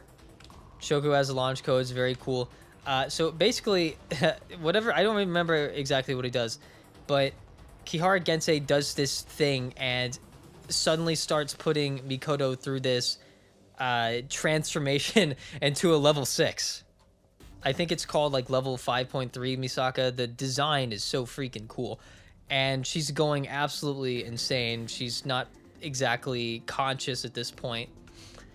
She starts just like blasting the governing board building, which has pretty much been deemed to be like indestructible. The only thing that could destroy it probably would be like a level 6. I'm not gonna get into why, but it's this really crazy transformation. I absolutely love the way it looks. Toma shows up. This is one of the coolest things. Toma shows up, but not only does Toma show up, but Guna shows up. Sogita Guna, the 7th ranked number 5. Level 5, not number 5. And so basically, simultaneously, there are like 3 fights going on. Shokuho is fighting Kihara Gensei, who's this villain that's been built up since the first season. Toma and Guna, of all people, start fighting start trying to save Mikoto as she's going through this transformation. They're really trying to buy time, but Toma obviously is trying to use Imagine Breaker on her. And Kuroko is also fighting Mitri at this point, who is, I believe, under Kihara Gensei's orders. I guess to get the Kuroko fight out of the way, it's a pretty fun little fight. It's kind of a goose chase, like Kuroko is just teleporting all around the city. She's working with Uiharu's surveillance. And I'm not going to go through the whole dang thing, but it's really fun. But basically, it's resolved as they end up in like what looks like a sewer or something. I don't know exactly. Essentially, Kuroko gets out of her wheelchair because at this point she is just barely recovered enough to where she can fight, and she takes a knife to her hand just so she can knock out Mitari. I'm not gonna explain the whole thing. It's an enjoyable fight. You can go watch it on YouTube or go watch Railgun. I remember having a lot of fun with that. On the other hand, you have Guna and Toma, where their strategy as Mikoto's going insane is Guna just picks up Toma and he throws him at Mikoto so he can use his Imagine Breaker on her, but it doesn't particularly work. Like it'll just like make a small hole on Mikoto that'll just like regenerate. But like I said, the whole time they're just trying to buy time. But it's such a cool tag team. I remember everyone was really enjoying the Guna Toma tag team during that part. Guna is this really comedic character to me. He's really over the top, and he's just obsessed with guts. Like his whole ideology is just have guts. I absolutely love him. I don't know anyone that dislikes Guna. There's this one scene I always remember where he's holding Toma, and I think Toma's like blushing or something. So cute. Perhaps the most impressive part of all of these fights going on is definitely Shokuho's. Shokuho versus Kihara Gensei is just like adding 1,000 to their IQ every minute. It's just like a back and forth. No, my IQ is higher than yours. But one thing that was really interesting about Shokuho is that maybe she was joking, maybe she wasn't, but Shokuho seems to be okay with sacrificing Mikoto for the sake of taking out Kihara Gensei. She said something like, if Mikoto dies, she'll make sure to think about her at least once a week. That was so cold. That was so mean. How could you say that? Anyways, basically, the way her fight is resolved with Kihara Gensei is pretty cool. So basically, the machine or device or whatever that Kihara Gensei is trying to take control of has these different codes. One of them is, of course, a launch code. Another one's like a self-destruct code. And then I want to say there's another code, but I don't remember. So basically, the way it's resolved is pretty cool. Shokuho uses a mirror, and she uses her power on herself so that she switches her memories of the launch code and the self-destruct code. So Kihara Gensei, who by the way has like a bunch of abilities himself, he's an absolute mad lad. I think he actually has like multiple abilities himself. I think it's absolute ludicrousy. And so he like reads the minds of Shokuho after he physically defeats her. And because because Shokuho used her power on herself to brainwash herself to swap her memories of the different codes, he input the wrong code and destroyed it.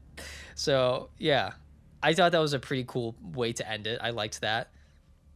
And as a result of this, Mikoto's transformation is halted. Or is it? I can't remember what stopped it. It was either that or I think it was Toma's dragons. So yeah, I for some reason did not mention the freaking dragons from Toma's arm. So for some reason, Railgun decided, hey, let's just put in some lore from Index or something. Let's put in some secret about Toma's power.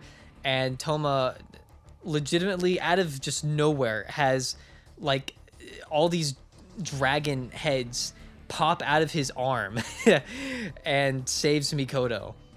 Or defeats Mikoto. I don't know what word you want to use there. And this is where you just couldn't really enjoy Railgun the same if you hadn't seen Index. Because this would just seem like the dumbest thing ever. That this whole thing would be resolved by Toma having this random power. But obviously, there's a lot of lore about Toma and his ability. So yeah, you kind of need to watch Index for this stuff to be justified. Regardless, I remember JC staff animated all of this pretty dang well. There were a lot of people that thought the dragons were going to be like CGI, but I remember them looking pretty dang good. JC Staff really like knocked it out of the park, I think, with this adaptation. The animation was really solid. It was a lot of fun. And basically, so Toma then has this very nice moment with Mikoto, and I'm pretty sure she's like naked because of the transformation. He like gives him, or wait, no, he gives her his jacket or whatever. It's very cute. Pretty sure she calls him a freak because of the dragons. But it's cute, it's funny. If you ship those two, you're probably happy. I don't think they're gonna end up together. I mean, I don't really see that happening. I'm pretty sure like the editor or someone said Index has a strong hold on Toma or something like. I don't know. I wouldn't get your hopes up if that's what you're in this for. Personally, I would prefer that he end up with Mikoto, but I really don't care that much either way. I'm fine with whoever he ends up with. You know, I always say I don't care about shipping, but yet I always mention shipping to some capacity in a lot of these videos. When I say I don't care about it much, I really just mean I'm not gonna send death threats to the author because I don't like the couple that I don't like the canon couple, which is what absolute betas do. You're a beta if you do that, by the way. Sending death threats to Taite Kubo because you don't like the Ichigo and Orihime ended up together, you're in the wrong place. You need to go to a mental asylum. But anyways, so the arc ends in this really touching way where Shokuho and Mitari actually get to meet up with Dolly. She was at an institution. Well, it wasn't really Dolly. It was a different version of Dolly that was preserved that had all of the previous Dolly's memories. So she basically felt the exact same way about them. And it was a very touching reunion. I really enjoyed it. Those three are shown hanging out later again, and they're really enjoyable. But yeah, to wrap up the Daihase arc, probably left some stuff out. I really loved it. I had such a fun time reading it. It was some of the most fun I've ever had consuming anime or manga. Both the anime and the manga. I just enjoyed immensely. I love how a lot of different characters were given the spotlight. I loved Shokuho's backstory, and I really, really loved her dynamic contrast, or you want to call it, with Mikoto. Yeah, honestly, I'm not going to say it's like one of the most impressive arcs ever written in anime, but I just had so much fun with it. I really did. It is up there with one of my favorite arcs. So let's move on to Dream Ranker. And you know what? I'm really not going to just run through the whole story of Dream Ranker. I don't want to embarrass myself with my horrible memory. So I'm just going to speak really generally. So there's basically like two sort of side stories, I guess you could call them. And then there's the main arc involving Kuriba. So to start off, my favorite character in the series, Kirikou Shirai, has this very, very nice, touching little small arc with this young boy who has the ability to see tragedies before they happen.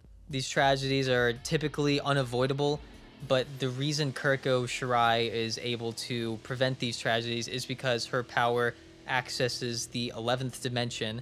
Surprise, surprise, I really enjoyed this arc. Again, I really enjoyed the relationship between Kirikou and the little kid whose name I can't remember. I never remember his name. Essentially, he was driven to want to prevent all of these accidents from happening because, he had the ability to see them. It's like, could you imagine that you have this ability to know where a tragedy or an accident or whatever is going to take place and you just don't do anything about it? If you had that ability, it would probably run in your mind every night that, I could have saved someone's life tonight. I could have saved multiple people's days today. Lives, not days. Save their lives, not their days. That doesn't make any sense. And kind of like the Absol Pokemon who shows up to warn people about tragedies. Some people thought he was a freak for this. He had a bad encounter with this girl that he predicted a tragedy that was going to occur to her, and it ended up happening. It was unpreventable, it was unavoidable, and she blamed him for it, saying that he made the accident happen because, kids are really stupid. So I think he like developed an app or something. Anyways, that's not the point. I really enjoyed the arc. I'm not going to say much about it. I thought it was touching. It was just a nice short little story between those two. And it kind of left off on this note that one day he's going to perfect his ability and Kuroko will wait for that day to come and they can be partners together. I thought it was very nice. Maybe it's weird to say, but I liked that Kuroko finally had a male character to form like an actual good relationship with. Obviously, I don't mean romantically. It kind of touched more on that side of Kuroko that shows that she, at heart, is a very caring and responsible person. That the reason she joined Judgment in the first place really was to, protect people and uphold civil duty. And I guess she sees a lot of herself in the little boy. And overall, I just thought it was very touching. I really enjoyed it. Then we have another short arc that I think is actually one of the most memorable parts of Railgun, and that is the relationship between Saten and Frenda.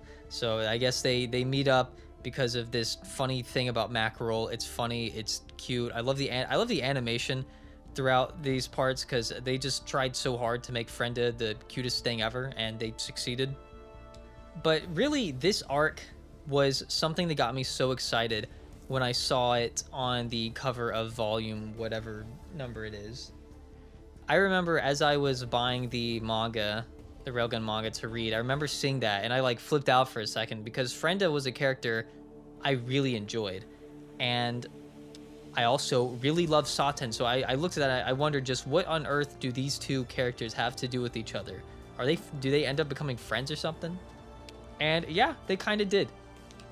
What I love about this whole arc here is just, like I said in my index video, the interconnectivity of Tuaru is it's a powerful thing when you see Frenda who dies. Frenda, dies in Index 3. Technically, if you're watching Railgun, you would have seen her in the second season before she died then.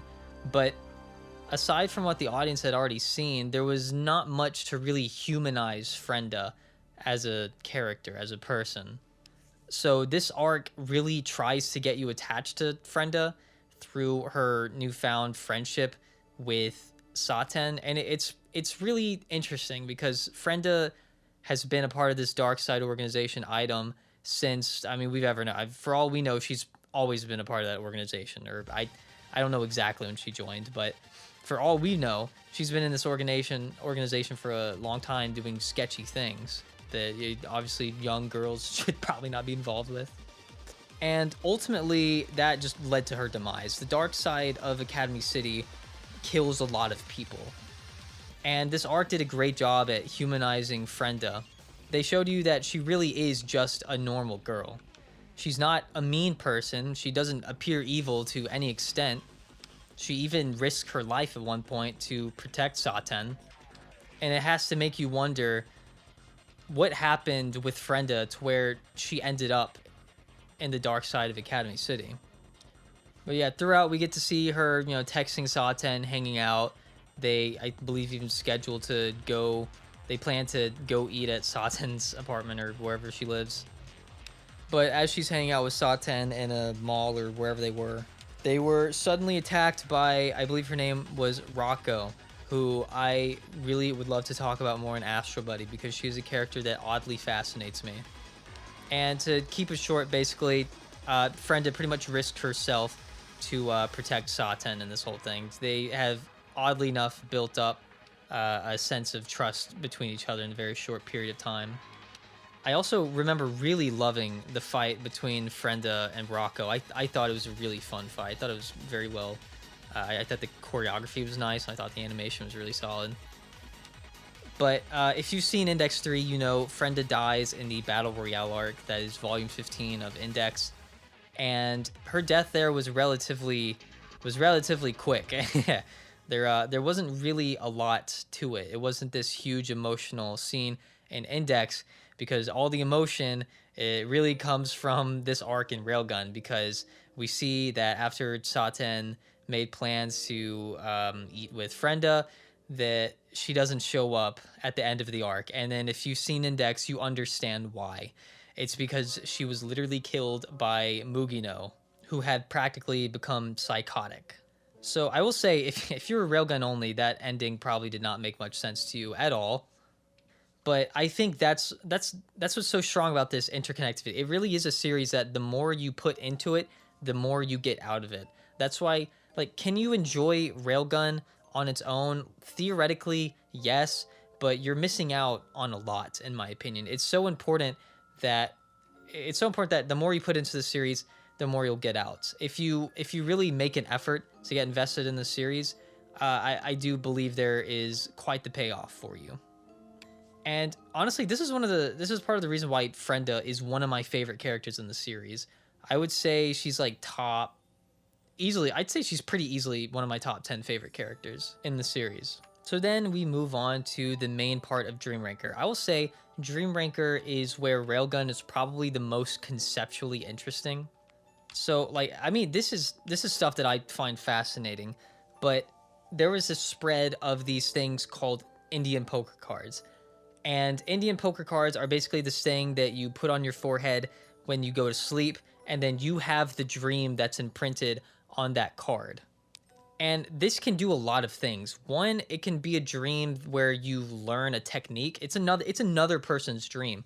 So people can use this to learn specific abilities, learn languages, and it can even like literally affect their body in real life. These cards are absolutely insane. One woman even got bigger boobs because of an Indian poker card, and there was like a whole episode dedicated where it was Mikoto and Kinuhata from Item, and they both just wanted big boobs. So what they did was they teamed up together and they went through all these different Indian poker cards to find which one was the one that gives them big boobs, which sounds silly, but it was a really fun episode. It was a different woman. It was a random woman that ended up getting instead. So I even mentioned earlier the kendama scene that was just super well animated. I don't know why it was so dang well animated, but just go look up that scene. It's like really short. Just look up Saten kendama scene. But yeah, she learned that kendama skill and like a bunch of other just random skills from that. There was also another funny scene where the blue-haired dude from Index, Toma's friend, where he had this like group of guys around and he was like giving out these Indian poker cards where basically they were his dreams of him participating in sexual intercourse with Shokuho Misaki and Mikoto Misaka. That's it. That's the scene. And then they happen to be there listening, and they kill him. That's it. Yeah, they killed him. He died. He's no longer in the series. You're not gonna see him in Index anymore. But besides all the funny gags, which I enjoyed a lot, it's legitimately just conceptually interesting to think how this would actually affect society. There's no way society would last long with Indian poker cards in circulation. I mean, there'd probably be some pretty crazy stuff going down. And it pretty much goes as far as you can possibly imagine. These cards are legitimately that effective. But that's not even where it ends. There's even more interesting stuff about this arc. Really, really conceptually interesting. So basically, these cards were created by Kuriba. The reason she created these cards were because her mother had this illness that was, I believe it was a particularly rare illness that didn't have a cure yet. And she theorized that if she spread these Indian poker cards, then scientific and medical research would just increase like exponentially. Like she believed that this would cause huge discoveries to be made a lot quicker. And that's a pretty interesting way to go about it. I quite like that. For a similar reason that I can't entirely remember, she was also involved in this project at a research facility. There's so many of those. It's just almost every arc is just like, hey, here's a research facility and here's their crazy new project that involves exploiting children for scientific gain. But they conduct this really, really interesting experiment on her. So what they do is they slice up Kuriba's body into different parts, like her arms, like all of her limbs and her head. They're just sliced up in a bunch of different parts. So what they do is they get half of the parts and they create 2 bodies with it, using like filling in the spaces with prosthetics. Which, how did she even survive this? I don't know, but it's really interesting. I guess that's just how advanced Academy City is. They're technologically advanced enough to where they can dismember someone's body and they stay alive long enough to, I guess, be attached to a remainder of a prosthetic body. So basically, the goal of it was to see if they could create 2 souls. They said, if a soul exists in one body, if you split the body in half, are there 2, and then you use those parts along with prosthetics to create 2 functional bodies, will that create 2 different souls? I love how ambitious this is. I think this is stuff that I just really like. I like scientific concepts like this. I'm scientifically stupid, but I find this is what I like about sci-fi. It does crazy stuff like this that is like pretty clearly impossible to do in real life. You can't dismember someone like this is not possible, at least right now. Maybe one day it could. But that's the fun of sci-fi, is that it just explores concepts that could be possible in the long-term future. But anyways, this has such an interesting effect on her. It really messes with both Kariba's memories. She starts to forget certain things that were very important to her before. But I believe she also has memories that she hasn't experienced too from the other Kariba. And I just found this arc so interesting because of that. Like, that alone was just fascinating to me. But of course, because this is Railgun, Kariba is obviously going to be confronted by Mikoto in some way, and Shokuho is also involved a good bit in this arc. But Kariba has a similar sort of dilemma with Mikoto, or I should say vice versa. Mikoto has a similar dilemma with Kariba that she had with Shokuho. So, like I've already discussed multiple times before, Mikoto has a serious issue with involving innocent people in your own problems, and this is what Kariba did. Kariba has her own issues that she thought the only way she could resolve this was by involving other people, and it's very dangerous to do that, and it's something that really gets under Mikoto's skin. So that's another interesting sort of contrast there. Anyways, some other stuff that happens in this arc that is pretty fun is Scavenger. Scavenger is kind of a meme, because every time Scavenger shows up, they just get completely bodied. They just run into like level 5s, and it just doesn't work out well for them. If you've seen the Accelerator anime, you know what I'm talking about. My goodness, dude, this video is so long. Like, I'm looking at the time right now, and I'm about to hit the 2-hour mark. This is stupid. I didn't even talk about Index this long. Somehow I talked about Danganronpa for 4 hours. Almost 4 hours. Anyways, back to Scavenger. But there's a really funny fight between Mikoto and I think his/her name is Seiko, something like that. It's Seiko, I believe, is a trap. And it's funny because Mikoto is in her terracotta outfit, where she kind of looks like a boy because she has her hair pulled up and a hat on. And I guess she has a small chest too, and she's athletic, of course. She's very fit, so she probably has a bit more of a somewhat masculine-ish appearance, at least to the eyes of Seiko, I guess, because Seiko is apparently a trap, and accidentally thought that Mikoto was was actually a boy. There's also a fight between Kariba's other half goes like haywire, not haywire, but just gets it goes a little berserk mode, and pretty much she dominated the rest of Scavenger, similarly to how Accelerator did. And it was kind of funny. But the part that I think is actually the funniest is Mikoto's encounter with Leader, the leader of Scavenger. I actually really like Leader. I'm going to refer to her as Leader because I don't even know her name. But I mean, the characters refer to her as Leader, so that's what I'm calling her.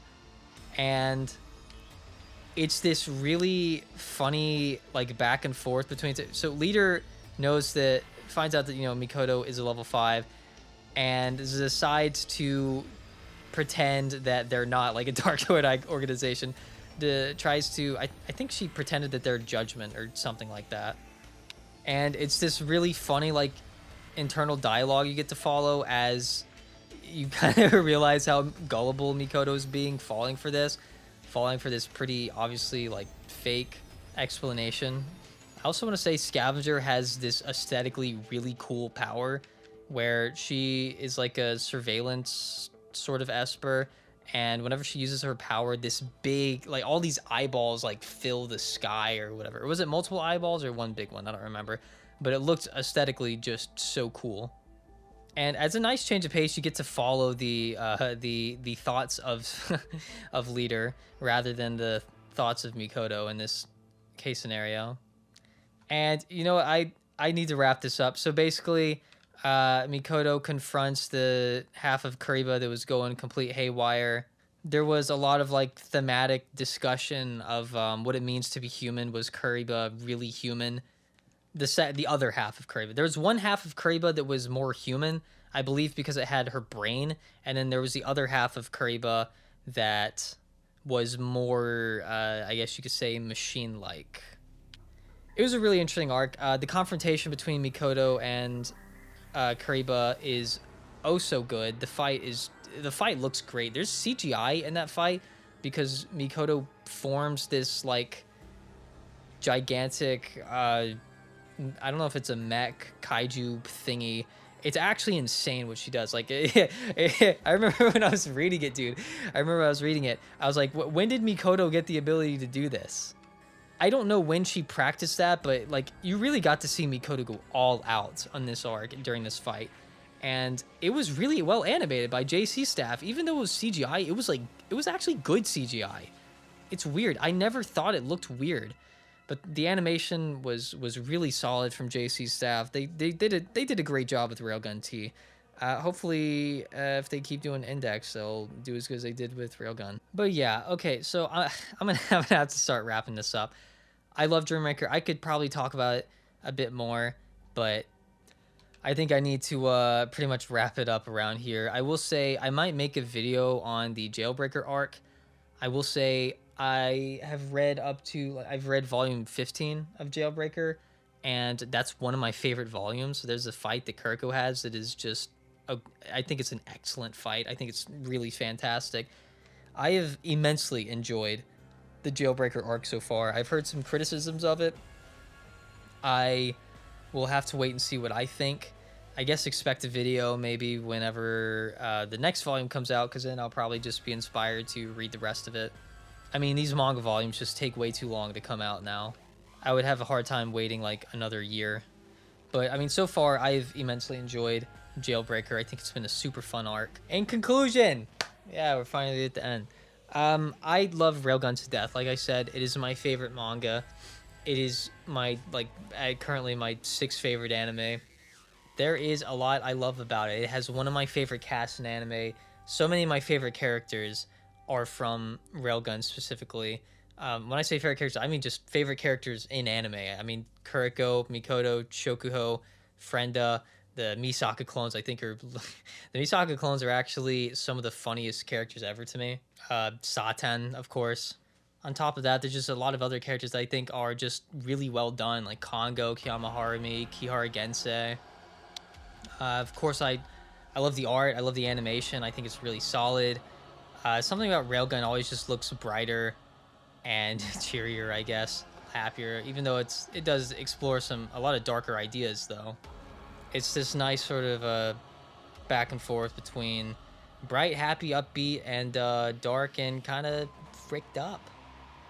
I also forgot to mention one interesting thing about Mikoto. I forgot to say that Mikoto is portrayed as she's portrayed very differently in Railgun than in Index, because in Index she's portrayed as the somewhat annoying underclassman because it's through the lens of Toma, whereas Railgun is obviously through the lens of Mikoto and all the Tokiwadai girls.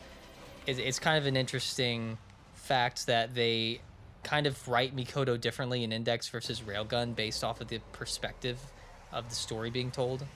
aside from that, I love how Railgun. I think Railgun is just this perfect addition to the Tuaru universe. It really is the foundation of the spin-offs, I guess. It's the standard of all the other Tuaru spin-offs. It adds a lot to the world of Tuaru, and it doesn't particularly take anything away. It's ambitious in its own right, especially for a spin-off. So many spin-offs are usually just not very ambitious. They're just a thing for super fans of one thing to enjoy. But Railgun is really the opposite. Railgun is enjoyed immensely, and honestly enjoyed more by a lot of people, mostly anime onlys, but I mean, that's just kind of how it is. I also love the action, of course. I'm not someone that really often freaks out too much over fight scenes, but I do enjoy me some good, like, well choreographed action, and Railgun has a lot of that. Like I said, Volume 15 has some of my favorite fight scenes that I've ever seen. They're some of the most memorable to me. There's a lot of conceptually interesting stuff, some well-built antagonists. The writing, in my opinion, is well thought out. And reading the manga, it's so cool to see how the art has progressed over time. If you look at Volume 1 of Railgun and you look at like the latest volume of Railgun, it's like night and day. It's gotten a lot better over time. Is nice to see that change. But yeah, I think that's all I really have to say. If I have anything more to say, maybe I'll put it in the description. If there's anything I left out, if there's anything I got wrong, feel free to comment. If you want to ask me something that I might have not touched up on, or correct me on something, feel free to comment. If anyone actually watches any of these videos in their entirety, you're just a champion. You really don't have to. I do legitimately pretty much make these videos for myself. It sounds weird to say that. You know, I kind of make these videos so one day I have something to look back on, and I'll just, I don't know. I don't know if I'll ever sit through all these. I don't particularly like listening to my voice. But I think one day I'll appreciate that I, you know, took the time to make some of these videos. It's also kind of just, you know, I don't really know a lot of people personally that are interested in a lot of the same specific things that I am. So, like, I don't know anyone too deeply on a personal level that loves Railgun as much as I do. Of course, I've talked to, I definitely have acquaintances that have enjoyed the series. But, I mean, I don't know. For some reason, when I'm in a conversation with another person, I usually just like to allow them to speak their mind, and I kind of just, like, ask questions. And I kind of usually let other people make their voices heard more in a conversation, unless it's just for some reason particularly specifically about me. But even then, I don't really like to speak it sounds kind of bad, I guess, but I don't really like to speak my mind to other people very much. So having this format where I can literally just talk to myself, record it, and put it on the internet, and if there's like 2 people out there in the world that for some reason find it interesting or entertaining, or maybe just are passionate about the same thing I happen to be passionate about, then it's kind of like an indirect conversation in that way. Assuming that is if they comment. I had a very nice comment on my Danganronpa video from someone who actually watched all, like, the entirety of those 2 videos I made about Danganronpa. That was actually pretty heartwarming. I didn't realize that anyone had ever watched any of these videos in their entirety. I really don't expect people to. Not everyone has the time of day to sit and listen to someone talk about a random video game or anime for over an hour sometimes. And it's like, I'm not particularly all that intelligent. I'm not particularly all that interesting. I'm not super analytical all the time. I kind of just like talking about my experience. That's why I say it's more of a selfish thing. I just make these videos for myself. It feels nice to get this stuff like off your chest, just thoughts you have built up about something. It makes you really, I guess, rationalize some of the opinions you have about a certain thing. That's why I think if anyone's ever interested in doing stuff like this, you should just do it. It doesn't matter that much if no one watches it. As long as you are saying what you want to be put out there, that you maybe want to be potentially heard by someone, then I think it's worth making it, even if no one ends up checking it out. But yeah, that's just a little bit of a side ramble. This video is so long, man. This is 2 hours and 10 minutes that I'm at. I don't know what I'm gonna cut it down to during editing. But anyways, I appreciate you if you even watched for just a nanosecond. And I love Railgun. I love Railgun a lot. I love a lot of things about Railgun. I talked about the things I love in Railgun. The last thing I'll say is that I will probably try to make a video on Astro Buddy. Maybe when the last volume comes out physically, I'll reread the series from the beginning. When I finish Jailbreaker, I might make a video on that. I do plan on making a video about Kuroko at one point, and if I end up going with this idea that I've had this idea of making a series where I just pick like 5-ish characters, random characters from different series that I really like or just want to talk about, and I just talk about them. So I'm sure if I did do that, there'd be plenty of Tuaru characters that would be in those videos. I don't know if I'm going to do that though. I might try it out. But yeah, that is the end. Thank you if you listened to any of this uninteresting video. I hope you have a nice day, night, week, month, year, decade, life.